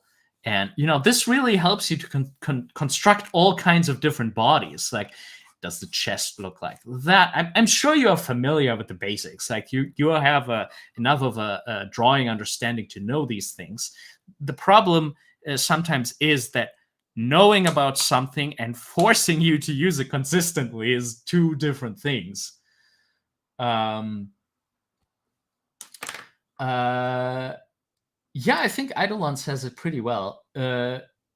So just all underdrawing for a pass, then tie down the character in the second pass. Yeah. And, sometimes it might not just be 2 passes. Sometimes it might be 3 or 4 until you get the shapes absolutely right. Yeah, Adaji, absolutely. It does make sense, and I try, but it's a challenge to draw 2D like 3D. It absolutely is. It's a huge challenge. So if you want some homework, I would recommend actually to maybe move away a little bit from a human shape, because the problem with humans, you kind of already put on top of that anatomy, and there's a lot to think about with humans. So there are some classic exercises that people do, especially 3D animators do, like the ball with legs. I really do like the ball with legs, because you kind of, there are some decisions that you can make, like where do the legs plug in? Are they here at the equator? They here, down here? Then you need to really think about where on the surface do the legs plug in. And, instead of maybe using very defined 3-dimensionally, like if you would do a human, you would probably have like these cylinders, stuff like this. And this is connected with how do muscles work, and then you would have to research anatomy and stuff like that. But if you do a more simplified version here, that already can be a great exercise. And then you try to keep those volumes, like you try to keep the width of those legs of these rods the same. You try to keep the width of the foot the same. And the cool thing is with these shapes, it's a little bit easier to do 3-dimensional stuff. Like if we have lifting the leg, and now it's pointing towards the camera, then you can just do something like this, and foreshortening with that shape is a little bit more easy to do. So I would probably recommend doing some exercises with some simplified characters and really try to make some volumes. Let me think what could be. It could also just be a box that you like stack on top of something. You could also, just have like a jumping cube or something like that. It doesn't really have to make sense. Like you could just experiment with 3D shapes. Maybe you have a 3D shape that you plug a little antenna in, and then you're animating that, and you're really thinking about, okay, how does that overlap and follow through work with that antenna? So like it's a weird thing where I feel like in some ways it's a logical step that you want to do 11SecondClub competition entries, because there's a reason why you are an artist. There's a reason why you want to animate, why you want to draw, you want to tell things, you want to go into filmmaking, right? That is probably your goal. But I wonder if going back to some of the basics again, and you probably had to, like, your drawings look like you are practiced, so don't take this as an insult. It's just that the problem is that animation amplifies the things that you have to juggle at the same time. And some of the things that you probably know how to juggle when you do a single drawing might fall under the table when you have to juggle timing, spacing, anatomy, 3D shapes, line quality, cinematography, all these things at the same time. So the way how you need to get more sure about some of these things. You need to get to where some of the things you can just do on autopilot, so that you can really focus on acting when you do the animation. Yeah, so my recommendation is do an animation with just some simple 3D shapes, and there you can try to go all out, do it three-dimensionally, try to spin stuff, and if it looks horrible the first time, don't get discouraged. You're pushing yourself intentionally. You're pushing into something that you had difficulties with in the context of all this entire animation. So don't expect to do it perfectly, and celebrate if you can identify what you did wrong. That's wonderful. If you're like, oh, this looks too flat, that's great. Why? Try to figure out why. Try to ask why. If you don't know, try to ask other people, other artists, other friends that are into art. If they see something that could be improved, because judging our own work is sometimes really, really difficult. I think you already have enough to do with that, but just the other thing is, I would recommend to do a very, very clean and clear animation workflow. Very pose to pose is what I would recommend for you to do. You have this nice, like you're adding a lot of frames here, and that's lovely and lively and nice. But to really become a good animator, I think you need to maybe jump a little bit more into very pose-to-pose planning workflow, just to understand it. Even if you become a straight-ahead animator, even if you say, like, feeling out how everything moves is very important to me. That's why I do scribbled animation, stuff like that. But I think you need a foundation in pose-to-pose animation. We do have a couple videos on the channel about that. Let's just check. Boop-a-doop-a-doop. Timing. Animation. Let's see.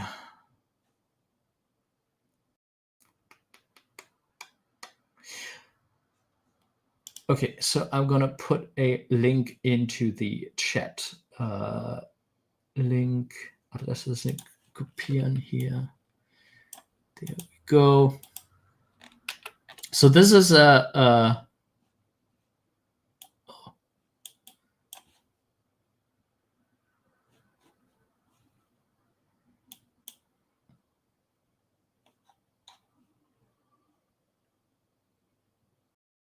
this is a oh, for some reason it went to second 37. Why would it do that?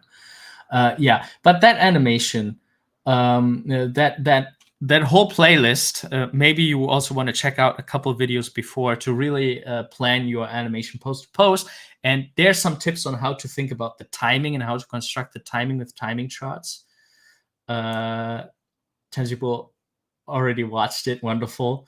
But, doing it really precisely, doing that workflow step by step, I think could also help you. I wouldn't tackle both at the same time. That could be very frustrating, and that's kind of the problem that we have with, like, not just only beginners. This is something that doesn't go away. Later, professional animators also work in passes, because our brain is not big enough to think about cinematography, acting, and body mechanics at the same time. You at least need to separate those things into different steps of your animation process or passes in your animation. Yeah, I hope this was helpful. If you have any questions, please let me know in the chat. Oh, Maria had a good point here, saying, I had a whole conversation with my sister about timetables, arcs, etc. Do professionals do this? I moaned.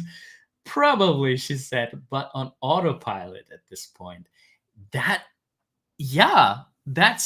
what it is. And I mean, if you think about it, this happens with every skill. Like in Germany, it's very common to drive a car with a stick shift, manual, not automatics. And I'm not sure how many of you have learned driving manual stick shift car, but if you start learning it is impossible. And it's really it takes some time to get the hang of it. Like, and you can't learn it in one day because your brain is literally not ready for it. It like, I think even if you would try to drive the entire 24 hours and the entire day to learn it, you wouldn't learn it because your brain cannot do it. And then the strange thing that most of us, or all of us who actually end up learning how to drive stick shift, is if you know how to drive stick shift, you don't think about it anymore at all. And that's a little bit what has to happen with some of the things in animation. You want to get to the point where you don't have to think about anatomy or how to construct a 3D shape. You're still constructing 3D shapes, but you're not thinking about it. Yeah. I hope that makes sense. Thank you very much, Maria, for that comparison. I think that is a really good point there. Adachi says, I wouldn't drive an automatic car. The thing is, it gives you more control, right? You could, like, I don't know what the equivalent with animation would be. There's this, what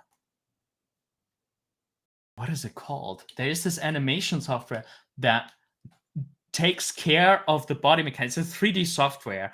If you pose your pose and you know how to work the program, it's actually going to do like some of the body mechanic decisions for you. It's going to like shift the hip to keep the balance.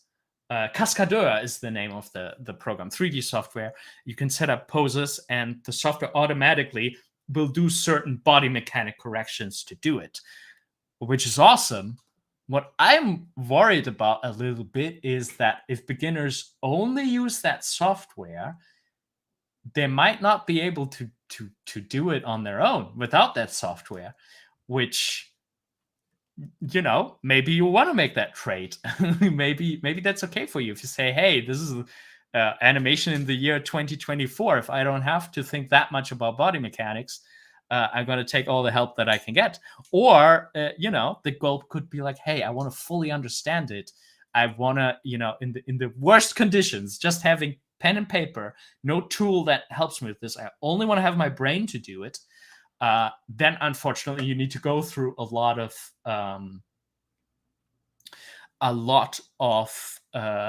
learning and trying to get your brain to automate it. Tangible is voting for making a video about posing and character design. Yeah, I could do that. There are some articles on Animator Island. If you go to animatorisland.com and you type in posing, there are some written articles that have basically everything that I would be talking about. But I would probably talk about it anyway. I think I could make a video about it. But yeah, if you want answers and ideas on posing right now, it's a pretty old article, but I think it still has almost everything that I could possibly say about this topic, you know, besides from demonstrating. Maybe that would actually be a nice theme for a live stream too, to do some poses. And I mean, we kind of do that when we animate, we think about poses. but to really follow the thought process. Yeah, because I feel like sometimes the answer is not that hard. Like good posing, try to make good silhouette, straight again curve, get a good rhythm and contrast in there, and boom, you're done. Like I just told you everything in one sentence. But just because I threw these words at you, you don't know how to do good poses. It's always a practice thing too. Maria, that's a nice comparison for Cascadura. Using that software is like learning to use a calculator before learning arithmetic. Yeah, kinda. Like, would it be nice to actually do what to really know what's happening there? This is kind of something that is hindering by like I'm learning programming at the moment. Like I've always been interested in it, and I realized that sometimes I'm not. In programming, you always have the option to program something yourself, or to be like, okay, I'm going to import a dependency that does it for me.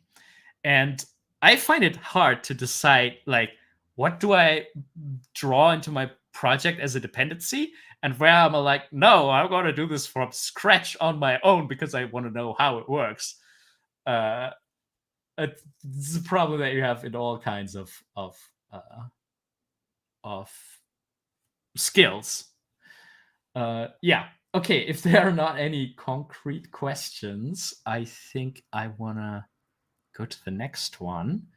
But yeah, I think really good that you're doing this. Any practice is really helpful, and I'm sure you'll learn a lot just doing it. Just keep drawing, and that is really good. I think a good step would be to really think about, like, what am I missing? What are people telling me what I might have to pay more attention to? And then if you know that 3D volumes is one of your weaknesses, get a course on 3D volumes. If you know that anatomy is a weakness, go to live sketching sessions. If you have to overcome a fear of making reference and analyzing reference, just make appointments with other people to be like, okay, now let's figure out how to do a fun standing up animation. Let's film a couple of ways of standing up, see how they're different, see what body parts are moving when. One video that I really want to make is how to analyze reference. I think that could help a lot of people. Like, I feel like it's not something that people look for because people are so like, I would like to skip reference. I'll just like do it in my head. But it's sometimes what you need.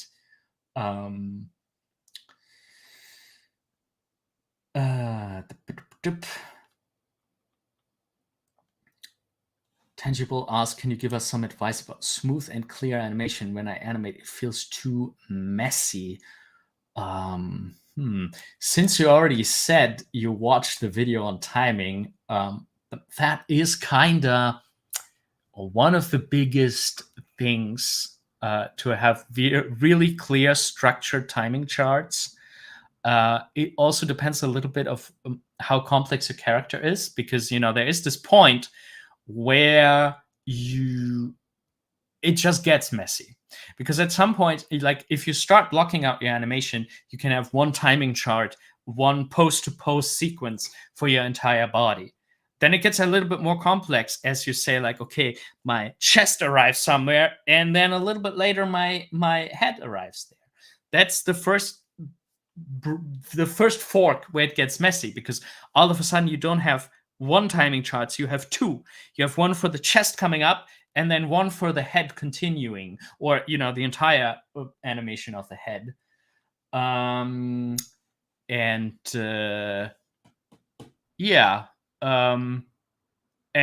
in the pro level, many animators are thinking about, okay, now I want to offset the arms too, I want to offset the hip. And then it also gets messy for professionals. There is a certain messiness in the end stage of animation always. If it shows you in your animation, that's obviously not the goal. But it's weird. There's a certain moment in animation, in the animation process, where your process is going to get a little bit messy, and you have to learn how to still have that not bleed into your animation. One thing you might want to look out for is, even if you use timing charts, check your drawing if you're actually sticking to them. Because that can just happen, because things are complex, you're jumping from frame to frame. Check if your eases are actually how they should be, if they're like spacing's getting bigger, and then for the ease in smaller. Because if your animation looks messy, in most cases, something is up with the spacing pattern. Or you paid attention to one part of your character being like super you have like this whole chest and hip animation that has like excellent spacing, beautiful overshoot coming back, but then the rest of the body, maybe in the arc of the arm, there is like a little bit of a stop and go there. There's something weird happening with the spacing. So yeah, switch on onion skin and check if your spacings work. XLX entry 21. Yeah, we're gonna do that. Definitely. Let's jump into that one right now. 21. So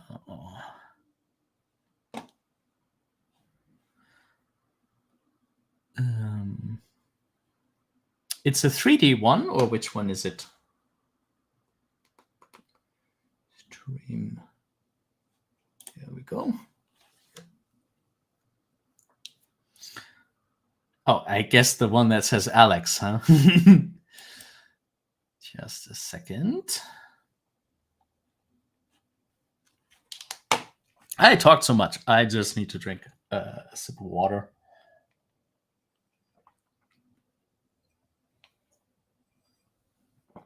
Hey, Tanji Bull on Twitch. Welcome. We are having a look at animations and going to find out how to improve them, what's good about them. Let's see what Alex did here. I don't know. Maybe I'm just old-fashioned. Of course you are.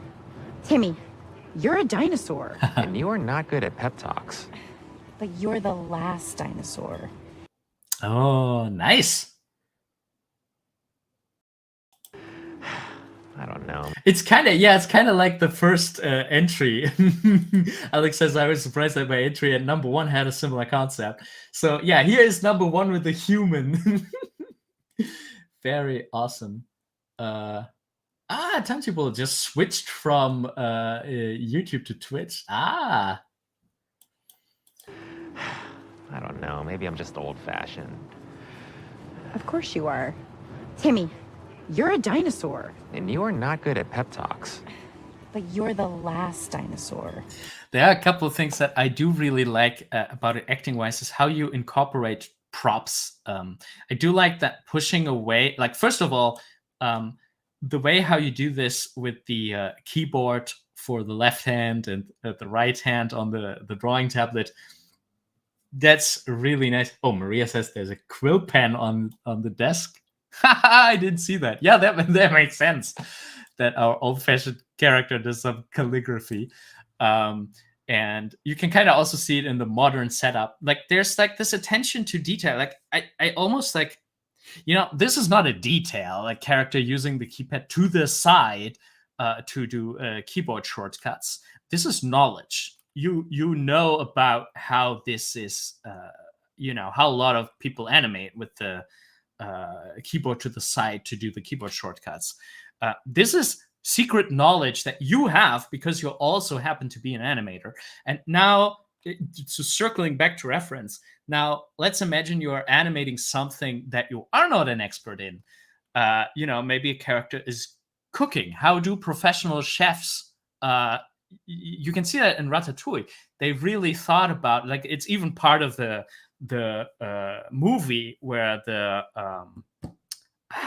I forgot her name. The love interest is teaching the human character how to cook, and how to use the apron to wipe and stuff like that. And that makes poses very real if they're close to reality. And if you don't know about how people act in that profession, then you cannot animate it well. So that's that is something that can make animation really good. So use of props, obviously this has to be there to convey the energy, to convey the task that the character is doing. But then a creative decision is pulling away the monitor. I do really like that, because it's like I'm not actually looking at my work now. I'm giving you my full attention. I'm pulling out of the way what might obstruct me interacting with you. That's a really nice gesture that says something about this character. This character is like, hey, I'm giving you my full attention, and you express this by like, okay, I'm pushing my monitor away to really engage with you. I really like that. And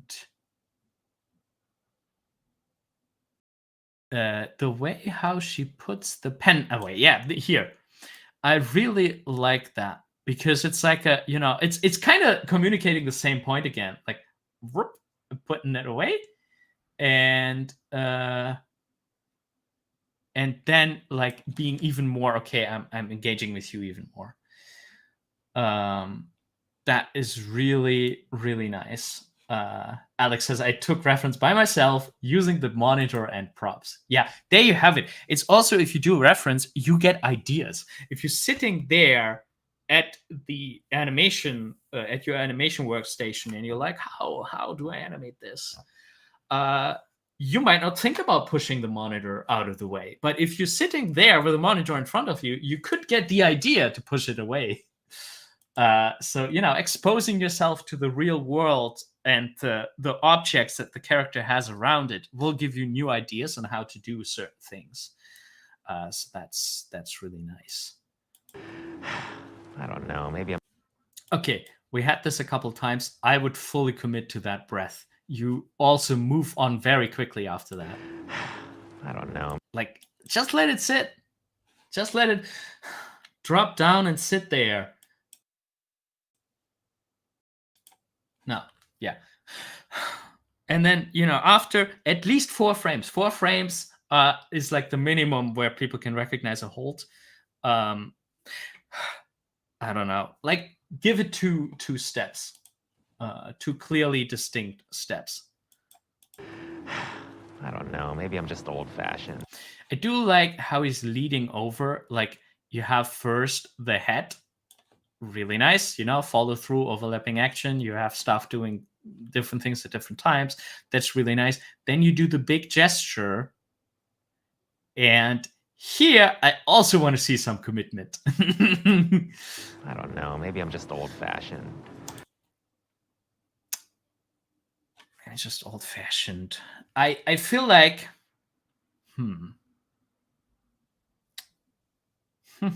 This is a little bit tricky. It's a little bit of a different case than what I said before.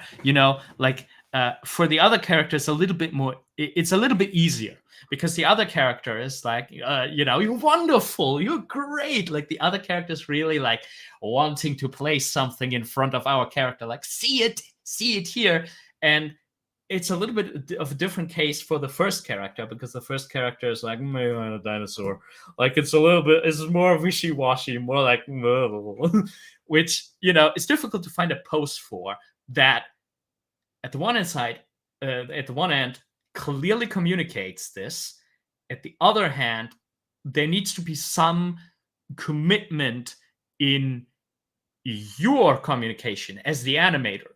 Like, the character itself might be not committed to make a point, but you as the animator I feel like you need to commit to make a visual point, and you have, I think, 3 great poses here, 3 possible poses. So you have that.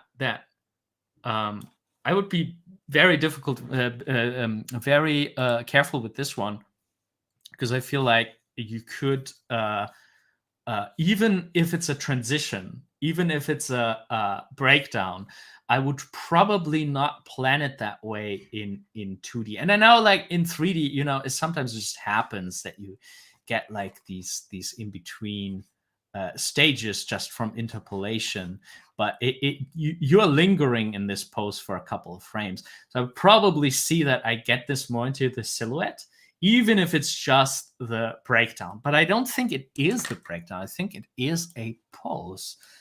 Oh, maybe I'm just old-fashioned. Yeah, it's an accent maybe for I'm old-fashioned. I'm just old-fashioned.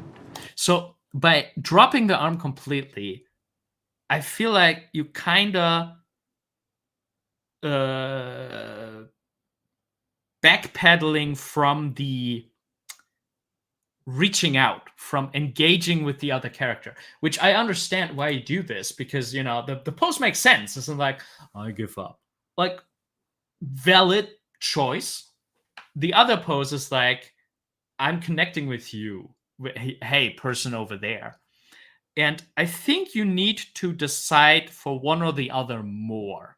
I think you could also be either be like, let's see. I don't know. Maybe I'm just old-fashioned. Maybe just old-fashioned.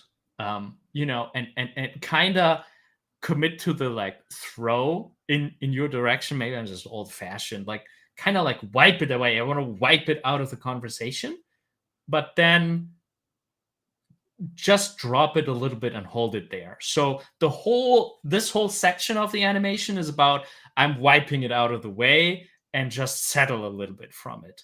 Or you commit fully to, maybe I'm just old-fashioned, to the giving up.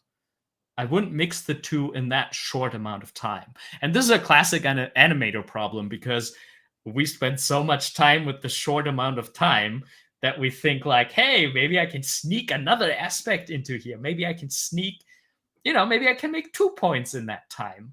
And then sometimes it makes both points weak. And I think this is a little bit of a case here. 2 great ideas, 2 very valid directions, very valid acting choices, but I would only do one of them here. You have other chances later to really get the other point across, or to start out with him being more this thought. God, I'm using words. For the people who are not English native speakers, do you know that sometimes when you like say a word where you're like, I've never learned that word in school. I've heard it somewhere. I hope it means what I think it means. This is when you switch from learning a language from a book to learning English or any language from conversation, and you're like, I think I heard this somewhere in a movie. I have never looked it up. I hope it means what I think it means. Okay, so I don't know. Maybe I'm just old-fashioned. I don't know. Yeah, the shrug is also kind of repeating the motion of the breath. Be really careful with that. You already have a shrug from the breath, and then doing that same motion again. Like, I know you want to fit the shrug in because it makes sense, but you either commit to a big breath or the shrug in that time that you have there. I don't know. Maybe I'm just old-fashioned. Of course. I like the rig, like how goofy the like how you make use of that long neck going into that tilt. That's very nice. Maybe I'm just old-fashioned. I don't know. Maybe I'm just old-fashioned.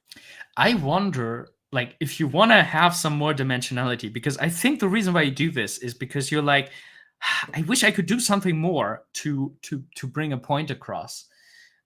I wonder if you could during this whole motion here, doing this big wipe motion with a little bit of an offset, I either do it earlier. Yeah, probably do it earlier.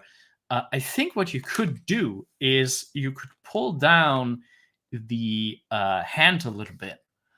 Like I feel like you could pull down the hand, and maybe that brings some of the like, oh, I feel like giving up dimension into it. You also, this would maybe also take some of the energy out of that arm, and you can fully focus on having like a really sharp corner in this one, and you have a very gentle slope, a giving up slope in that arm. So maybe, there are other ways how you can bring that in. Nice asymmetric eye blink. Very nice. Very good attention to detail. Like the eyebrows too. Like that's such a I want to give him a hug. Where are the rigs from? I really like the character designs. Of course you are. Timmy, you're a dinosaur. That moment where she was looking at her screen. Timmy.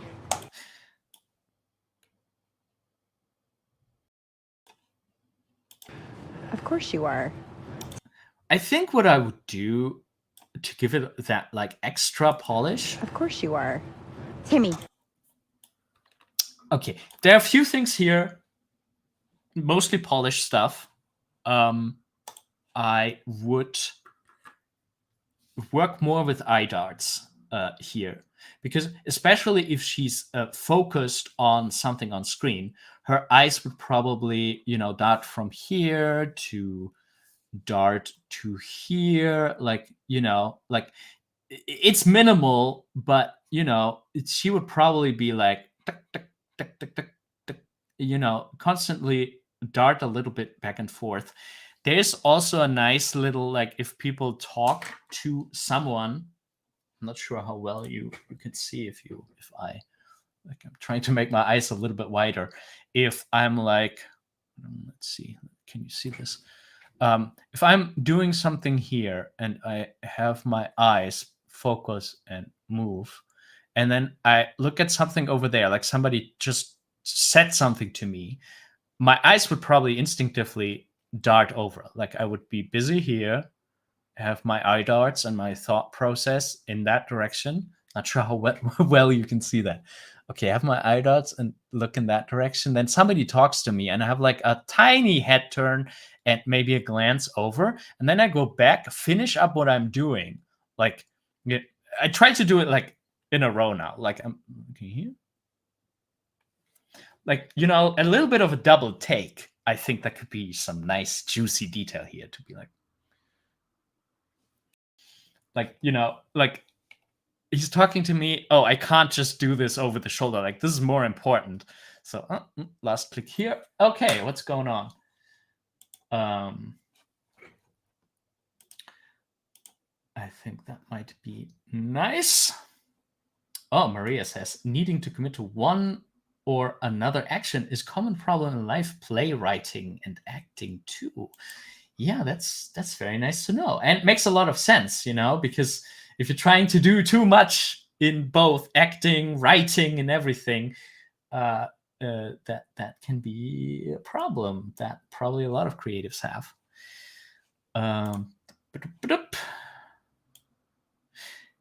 And I do feel her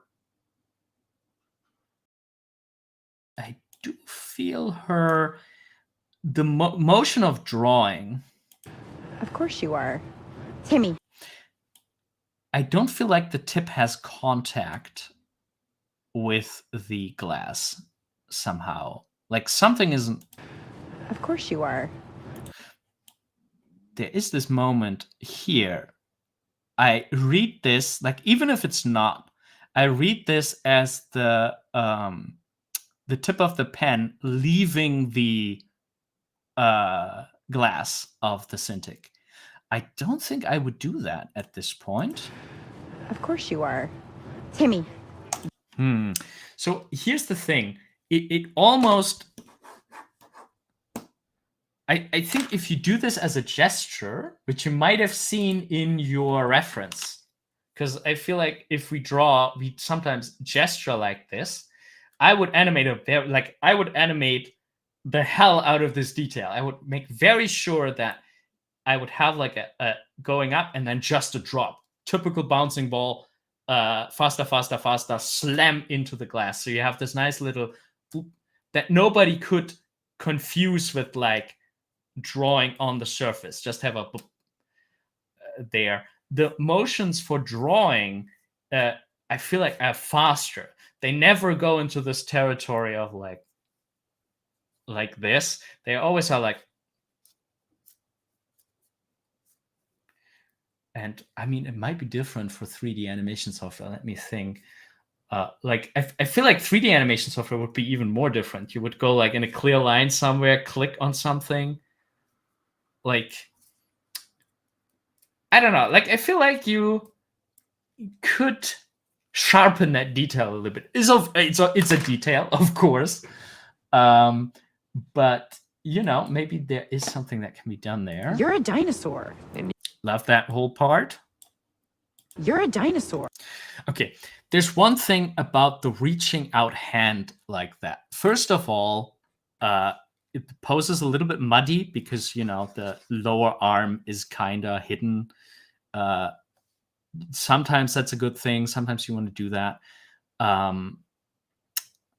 So as a gesture, the thing is, the reaching out hand is usually not the strongest choice you can do. It's a choice that we do a lot in real life. You know, the reaching out hand is a thing that happens, and sometimes we need to do that. The problem is that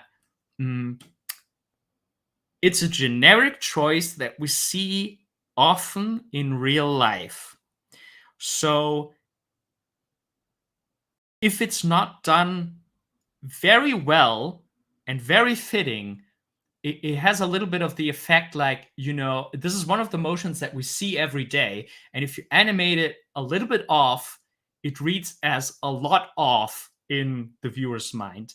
And I think the problem here is there's also some commitment missing in the pose.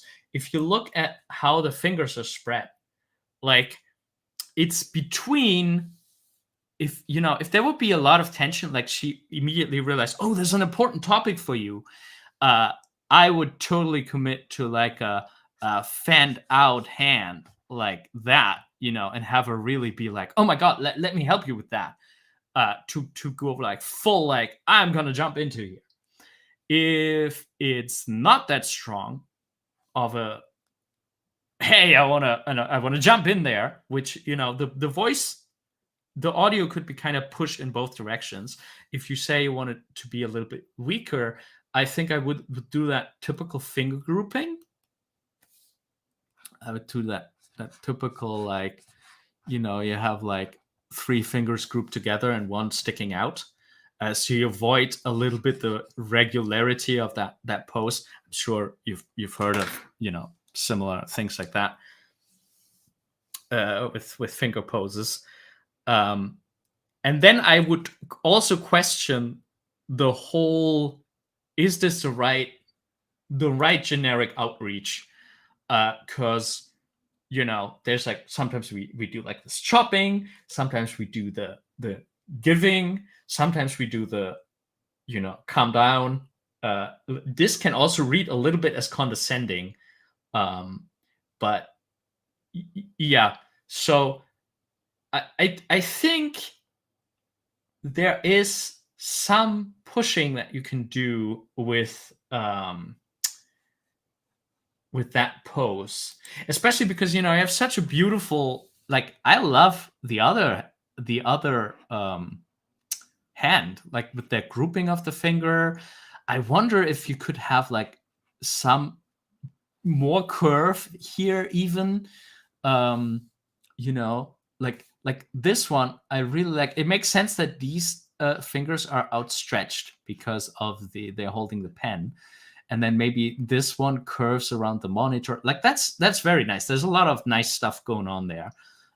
Very, very good. And then that hand is kind of generic, just too regular. I would try to get this out of the. I would try to get the silhouette more clear. And be like,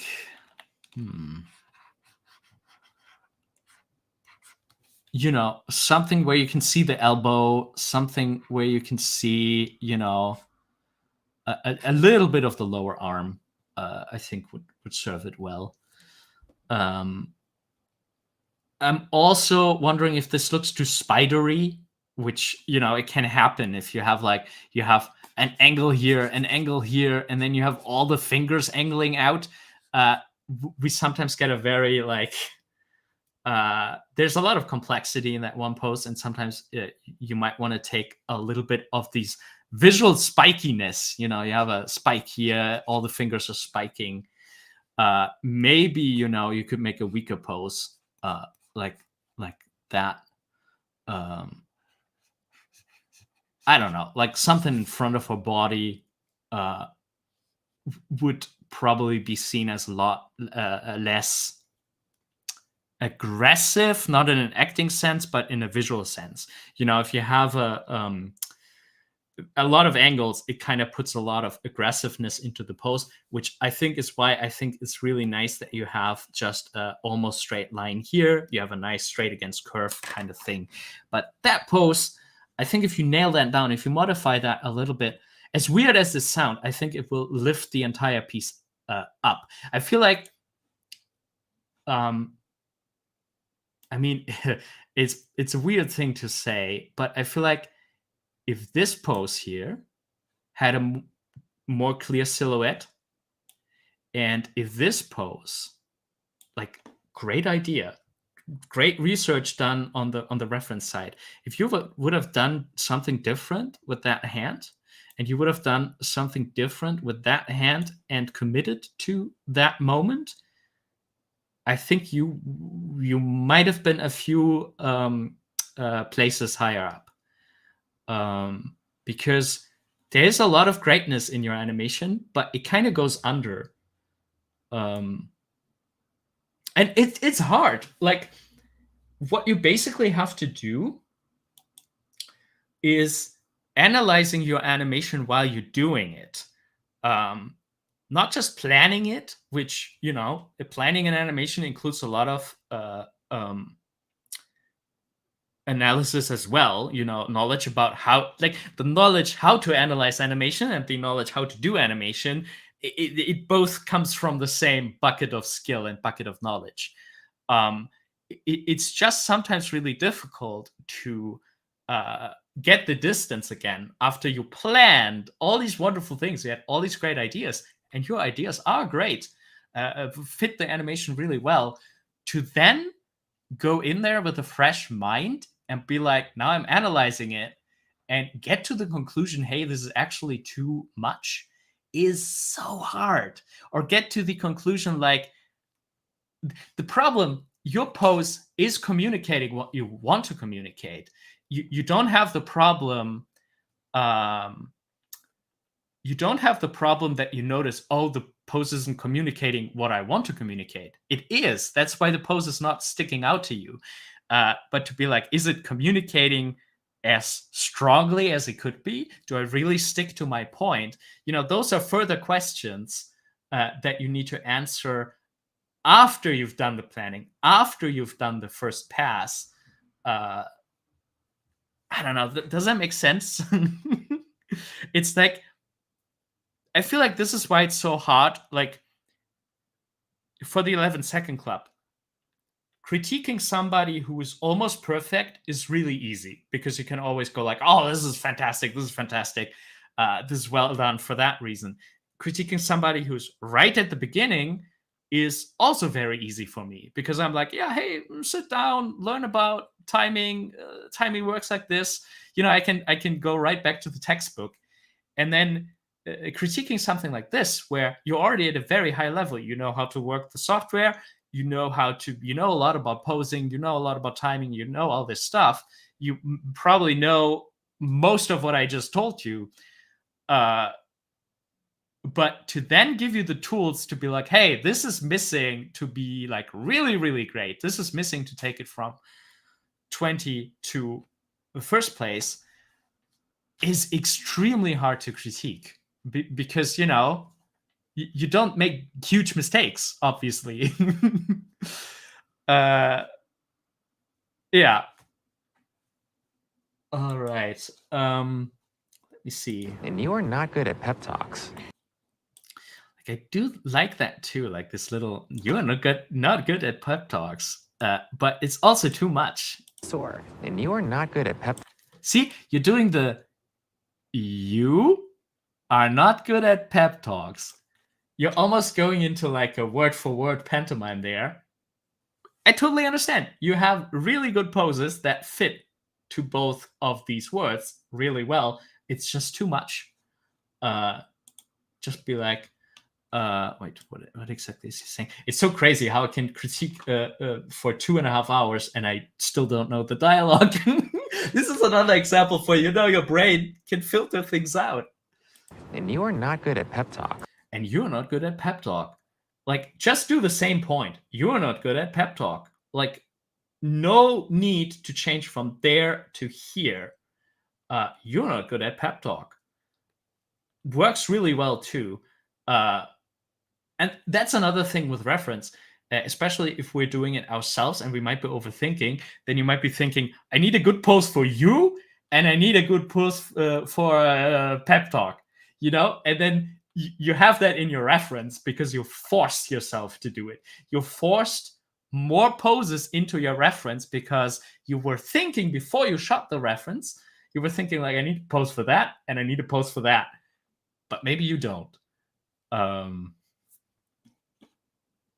This is also why I advise not doing reference by yourself, because you might do too much.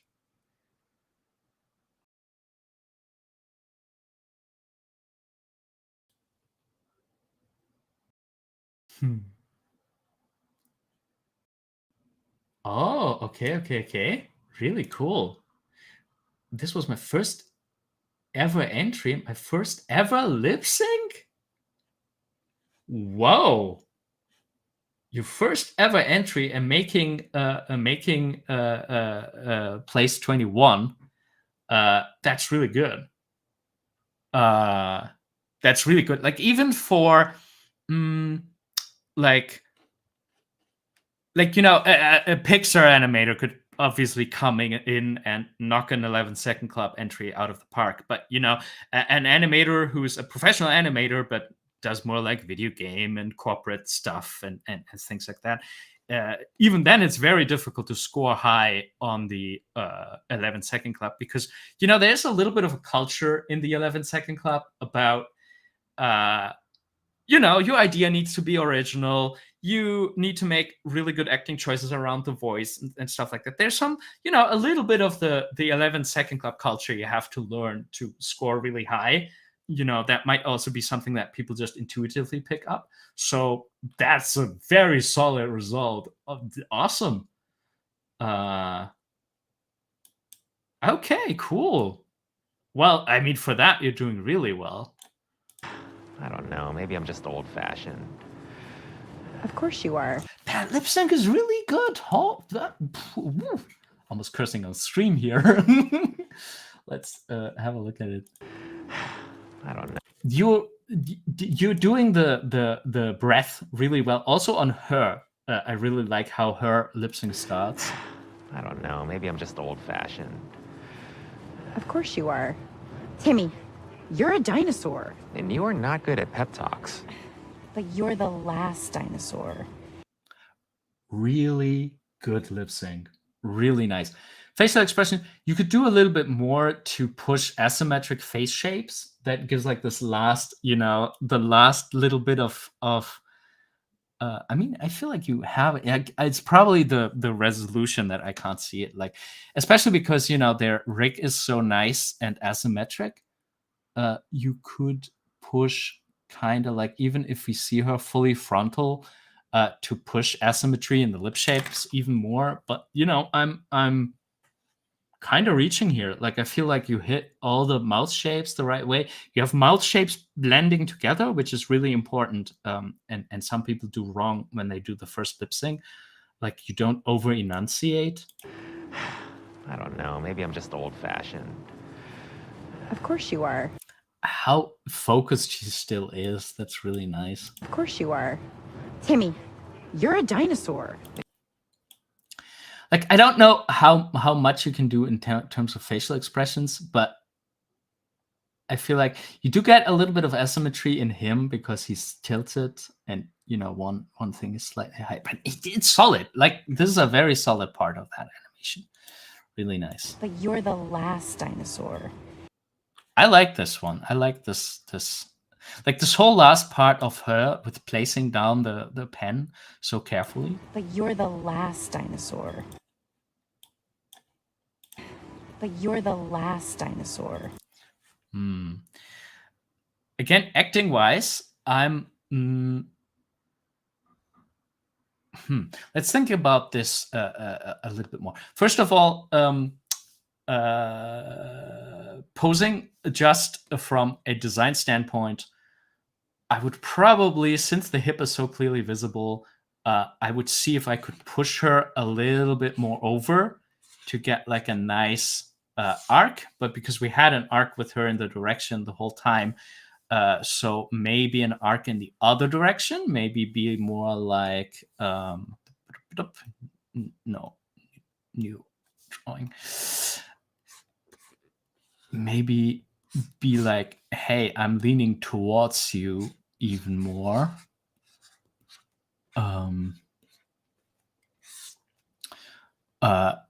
This has a little bit of like, hey, I'm over. Like, it's weird if we direct people that are further away from us.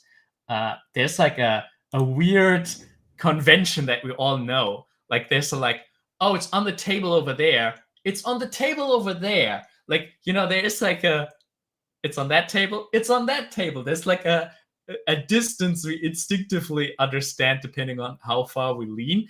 And I think she could lean a little bit more forward because, she's not interacting with something directly in front of her. She's interacting with something a table over. So I think a table over could already warrant I'm talking to you over there.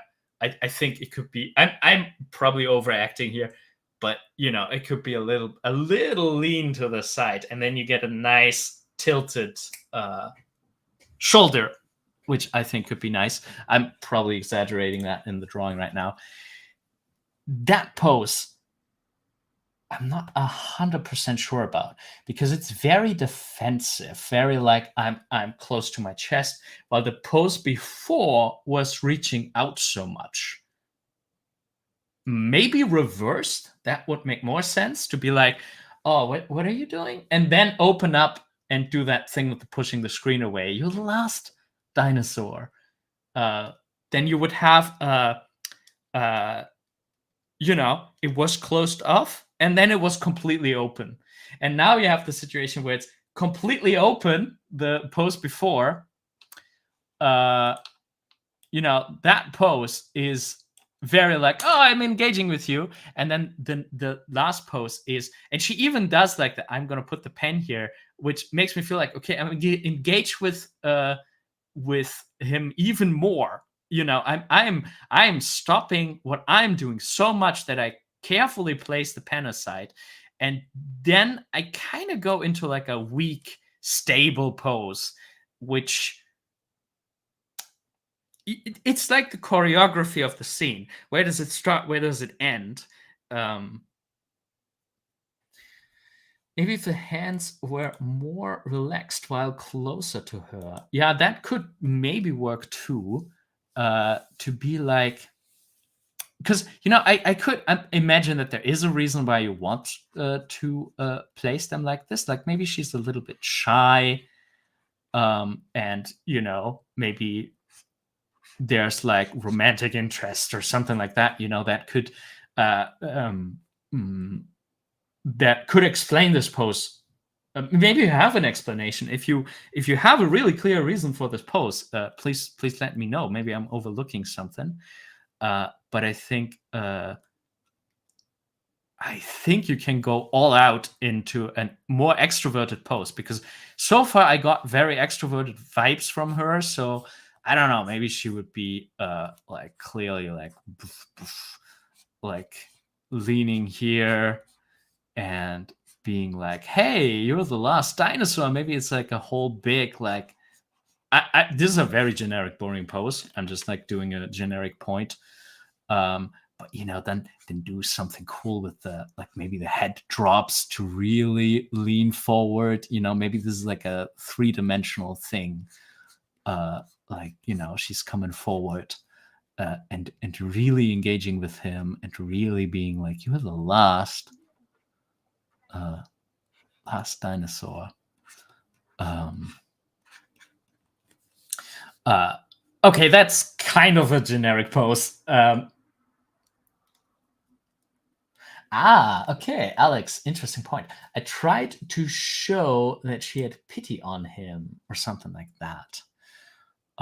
Okay, yeah, okay. I can see that in the pose, I guess, but it wasn't the first thing that jumped out to me. Like, once again, basic idea is there. How can we bring that out more? How do we express pity? Difficult. Again, not sure you did that too, but thumbnailing is awesome. Write pity in the top corner of a sketchbook and draw 10, 20, 30, 50 poses. Just collect. How could pity look like? In your reference, collect how pity could look like. Pity is strange. It's difficult because there's some things that are very easy, like anger is super easy.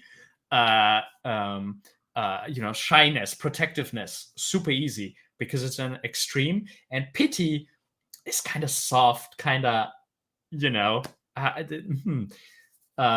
it's a subtle emotion. How do you express that in body language? I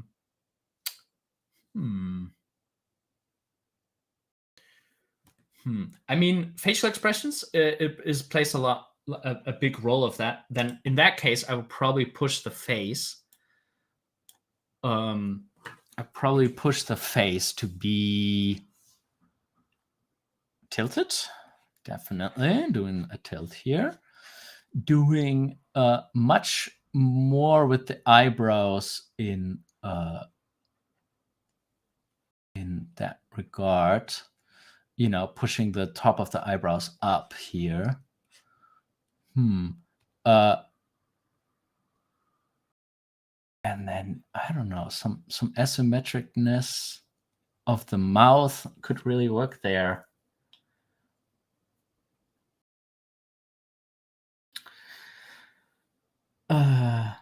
One hand to opposite shoulder or chest side, perhaps. It's interesting. Yeah, pity has like an introspectiveness about it. Like it's weird how you poor thing has like is close to the chest. Like I've never seen that. I'm learning something here too. Interesting. That's where the defensiveness that I dedicated come from, because pittiness does kind of go to the core. Like, I'm feeling pity in my heart. I like that. I like that idea, Maria. Let's see. So let's see how that looks. So I would place that hand down just because, it feels so right. Then I would probably curve the body in that direction and give it a nice little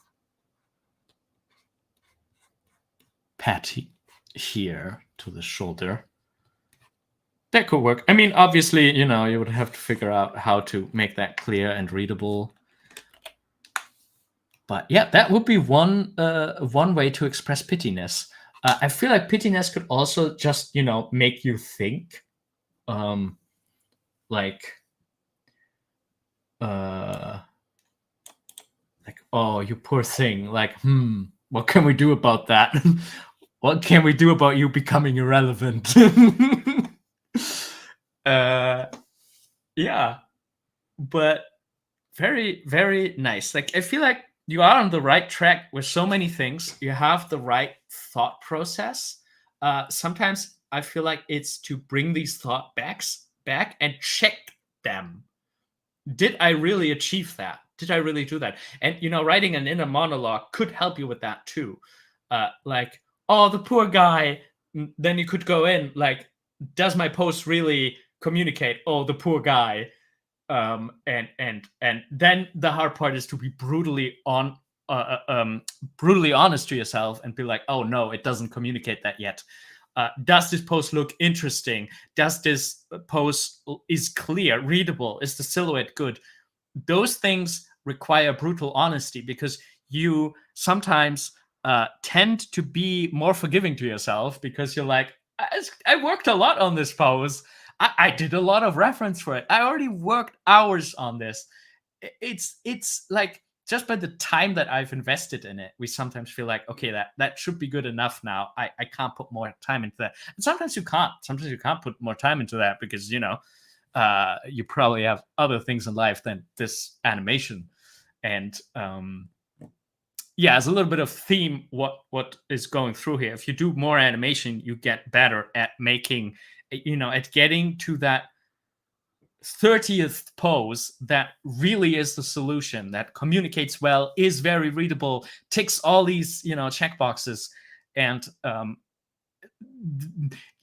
it's difficult to get there, especially if you're starting out with animation. If this is your first time lip syncing and all this stuff, then you might not have a lot of these automations.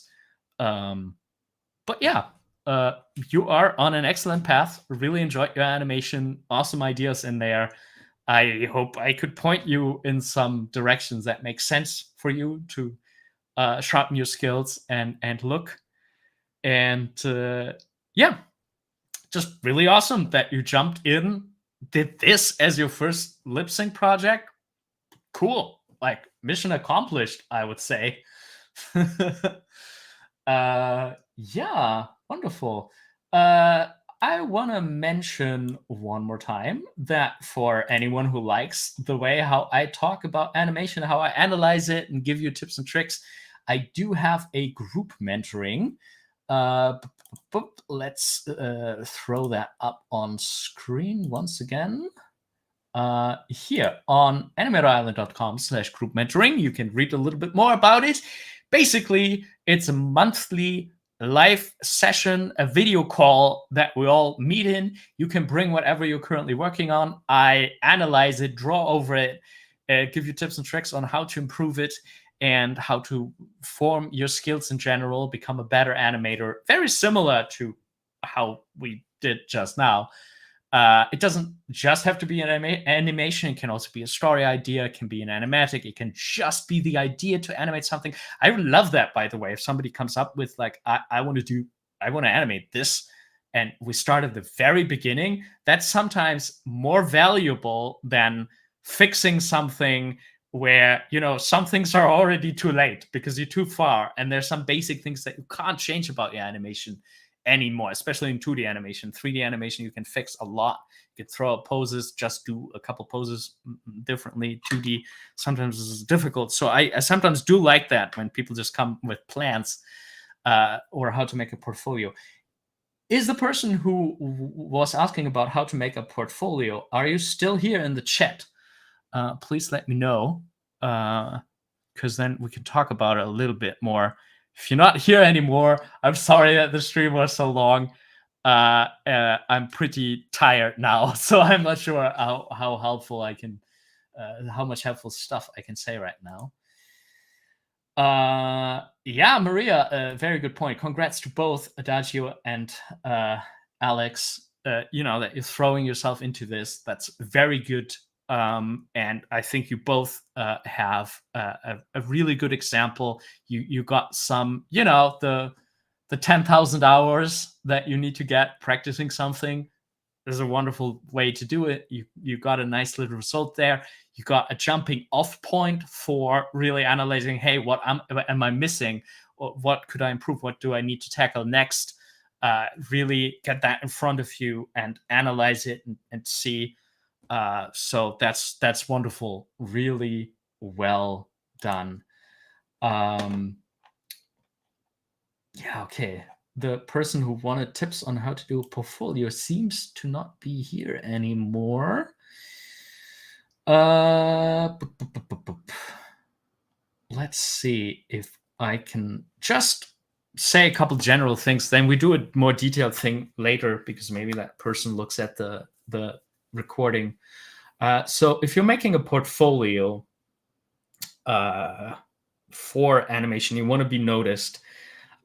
Keep in I think what helps could think about who is watching this. What is the situation where recruiter or an animation supervisor is going through all the demo reels, all of it. Try to think about a person doing this, what mind space they're in, how it would feel to watch 100 animation reels in a row and decide who you're gonna hire. And I feel like just by doing this, one of the obvious things I think that you should immediately get is put your best work first. Because if you start with something like an intro text flying in, and then you start with like your bouncing ball and stuff like that, those people who decide who to hire someone, they have very little time. They might be just like, oh, this person is still at bouncing balls, let's go to the next one. Or they see animation that you made years ago that is a little bit too floaty, but you're proud of it because it wasn't an important animation at the time, so you put it into your demo reel. Don't do that, especially not as the first animation. If the animation supervisor sees like, oh, this is floaty, oh, this has like beginner mistakes, in their mind, you're already out. And then maybe a better animation comes there, but the animation supervisor already kind of decided like, that's not good enough. So start with your best work first. If you hand in a demo reel in your portfolio, it should start with your best work first. So that immediately you have the animation supervisor being like, oh, that is okay. What is happening here? I maybe even like I missed how great that was. I would like to see it again. If you can have that in the beginning of your demo reel, fantastic. Don't put annoying music on your demo reel, because first of all, the first moment they hear annoying dubstep music, they probably muted the computer that they're watching it on. And if you have bad luck, your animation reel will already be muted when they come to yours. They can judge an animation even if it is muted. So the only thing that you should include is the original sound. If the animation you show in your demo reel is part of 11SecondClub or a film, just leave the original audio. Don't put music at it. If you have like a animation exercise that is so great that you want to show it, like some of the 51 animation exercises, the higher ones, like I wouldn't include a bouncing ball into a demo reel, but a tug of war animation, with all the cool body mechanic stuff, and maybe you did it with very epic cinematography and very thought out like shot camera position, stuff like that, and it's just tug of war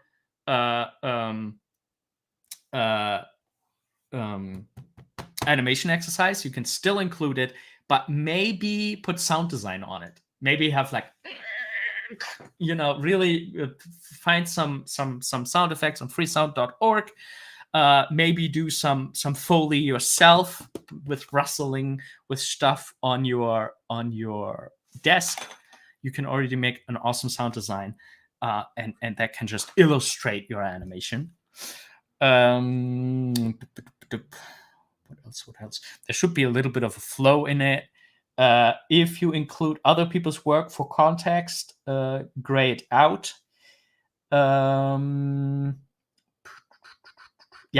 Rather make stuff that you didn't do black and white, and then your stuff is in color, and then go back to black and white, and then you go back to your stuff in color.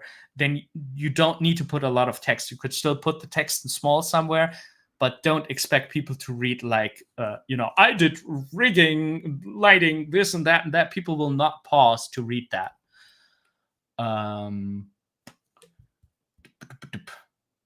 If you don't have like a great piece, like where you're like, okay, this is my best work. If you're unsure if you even have that, really plan one. Think about, what would an animation supervisor like to see? They would like to see that you're good with weight and body mechanics and your character can keep balance. They would like to know that you can make strong acting choices, good acting choices.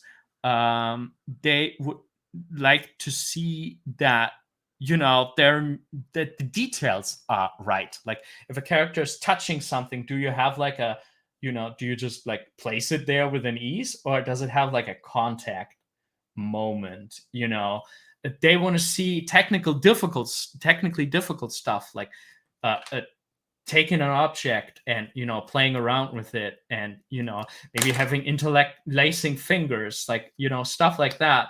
That is kind of difficult if you're doing 3D to animate without protrusions. And maybe brainstorm what would an animation supervisor like to see, and then do an animation from that. And if you only have 2 perfect animations, two animations that you worked a lot on, that is enough. You don't need 4, 5, 10, 20 animations. You don't need to put your bouncing ball exercise in there. 2 very awesome animations, maybe even 1 awesome animation as your demo reel can get you hired at Pixar. I feel like this already was like all of the talking points that I could possibly have. I would have to really think about more if I want to make a more advanced video about this. But any more questions about that topic? Because I would like to wrap it up now. So if you have questions, ask now. Maybe we have a moment to answer one more thing. But other than that, I think we saw some awesome stuff today. Like of all, like, I think it's beautiful to see things of different skill levels, and I don't like to think of a lower skill level as bad. It's just you're still in that phase where you grasp some things better than others, and you really need to sort out which ones you shape, and even on that intermediate level. And even on a professional level, like there are things that I don't know. Like I'm not the super professional, and I just find that very interesting. How these, over time, these things click together, and how we could see so many different aspects in all of these different animations.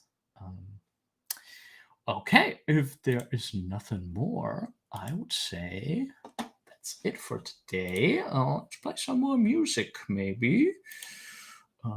Play myself out here. Okay. Kind of thoughtful, pensful, suspenseful music here. Why not? Why not an epic send-off?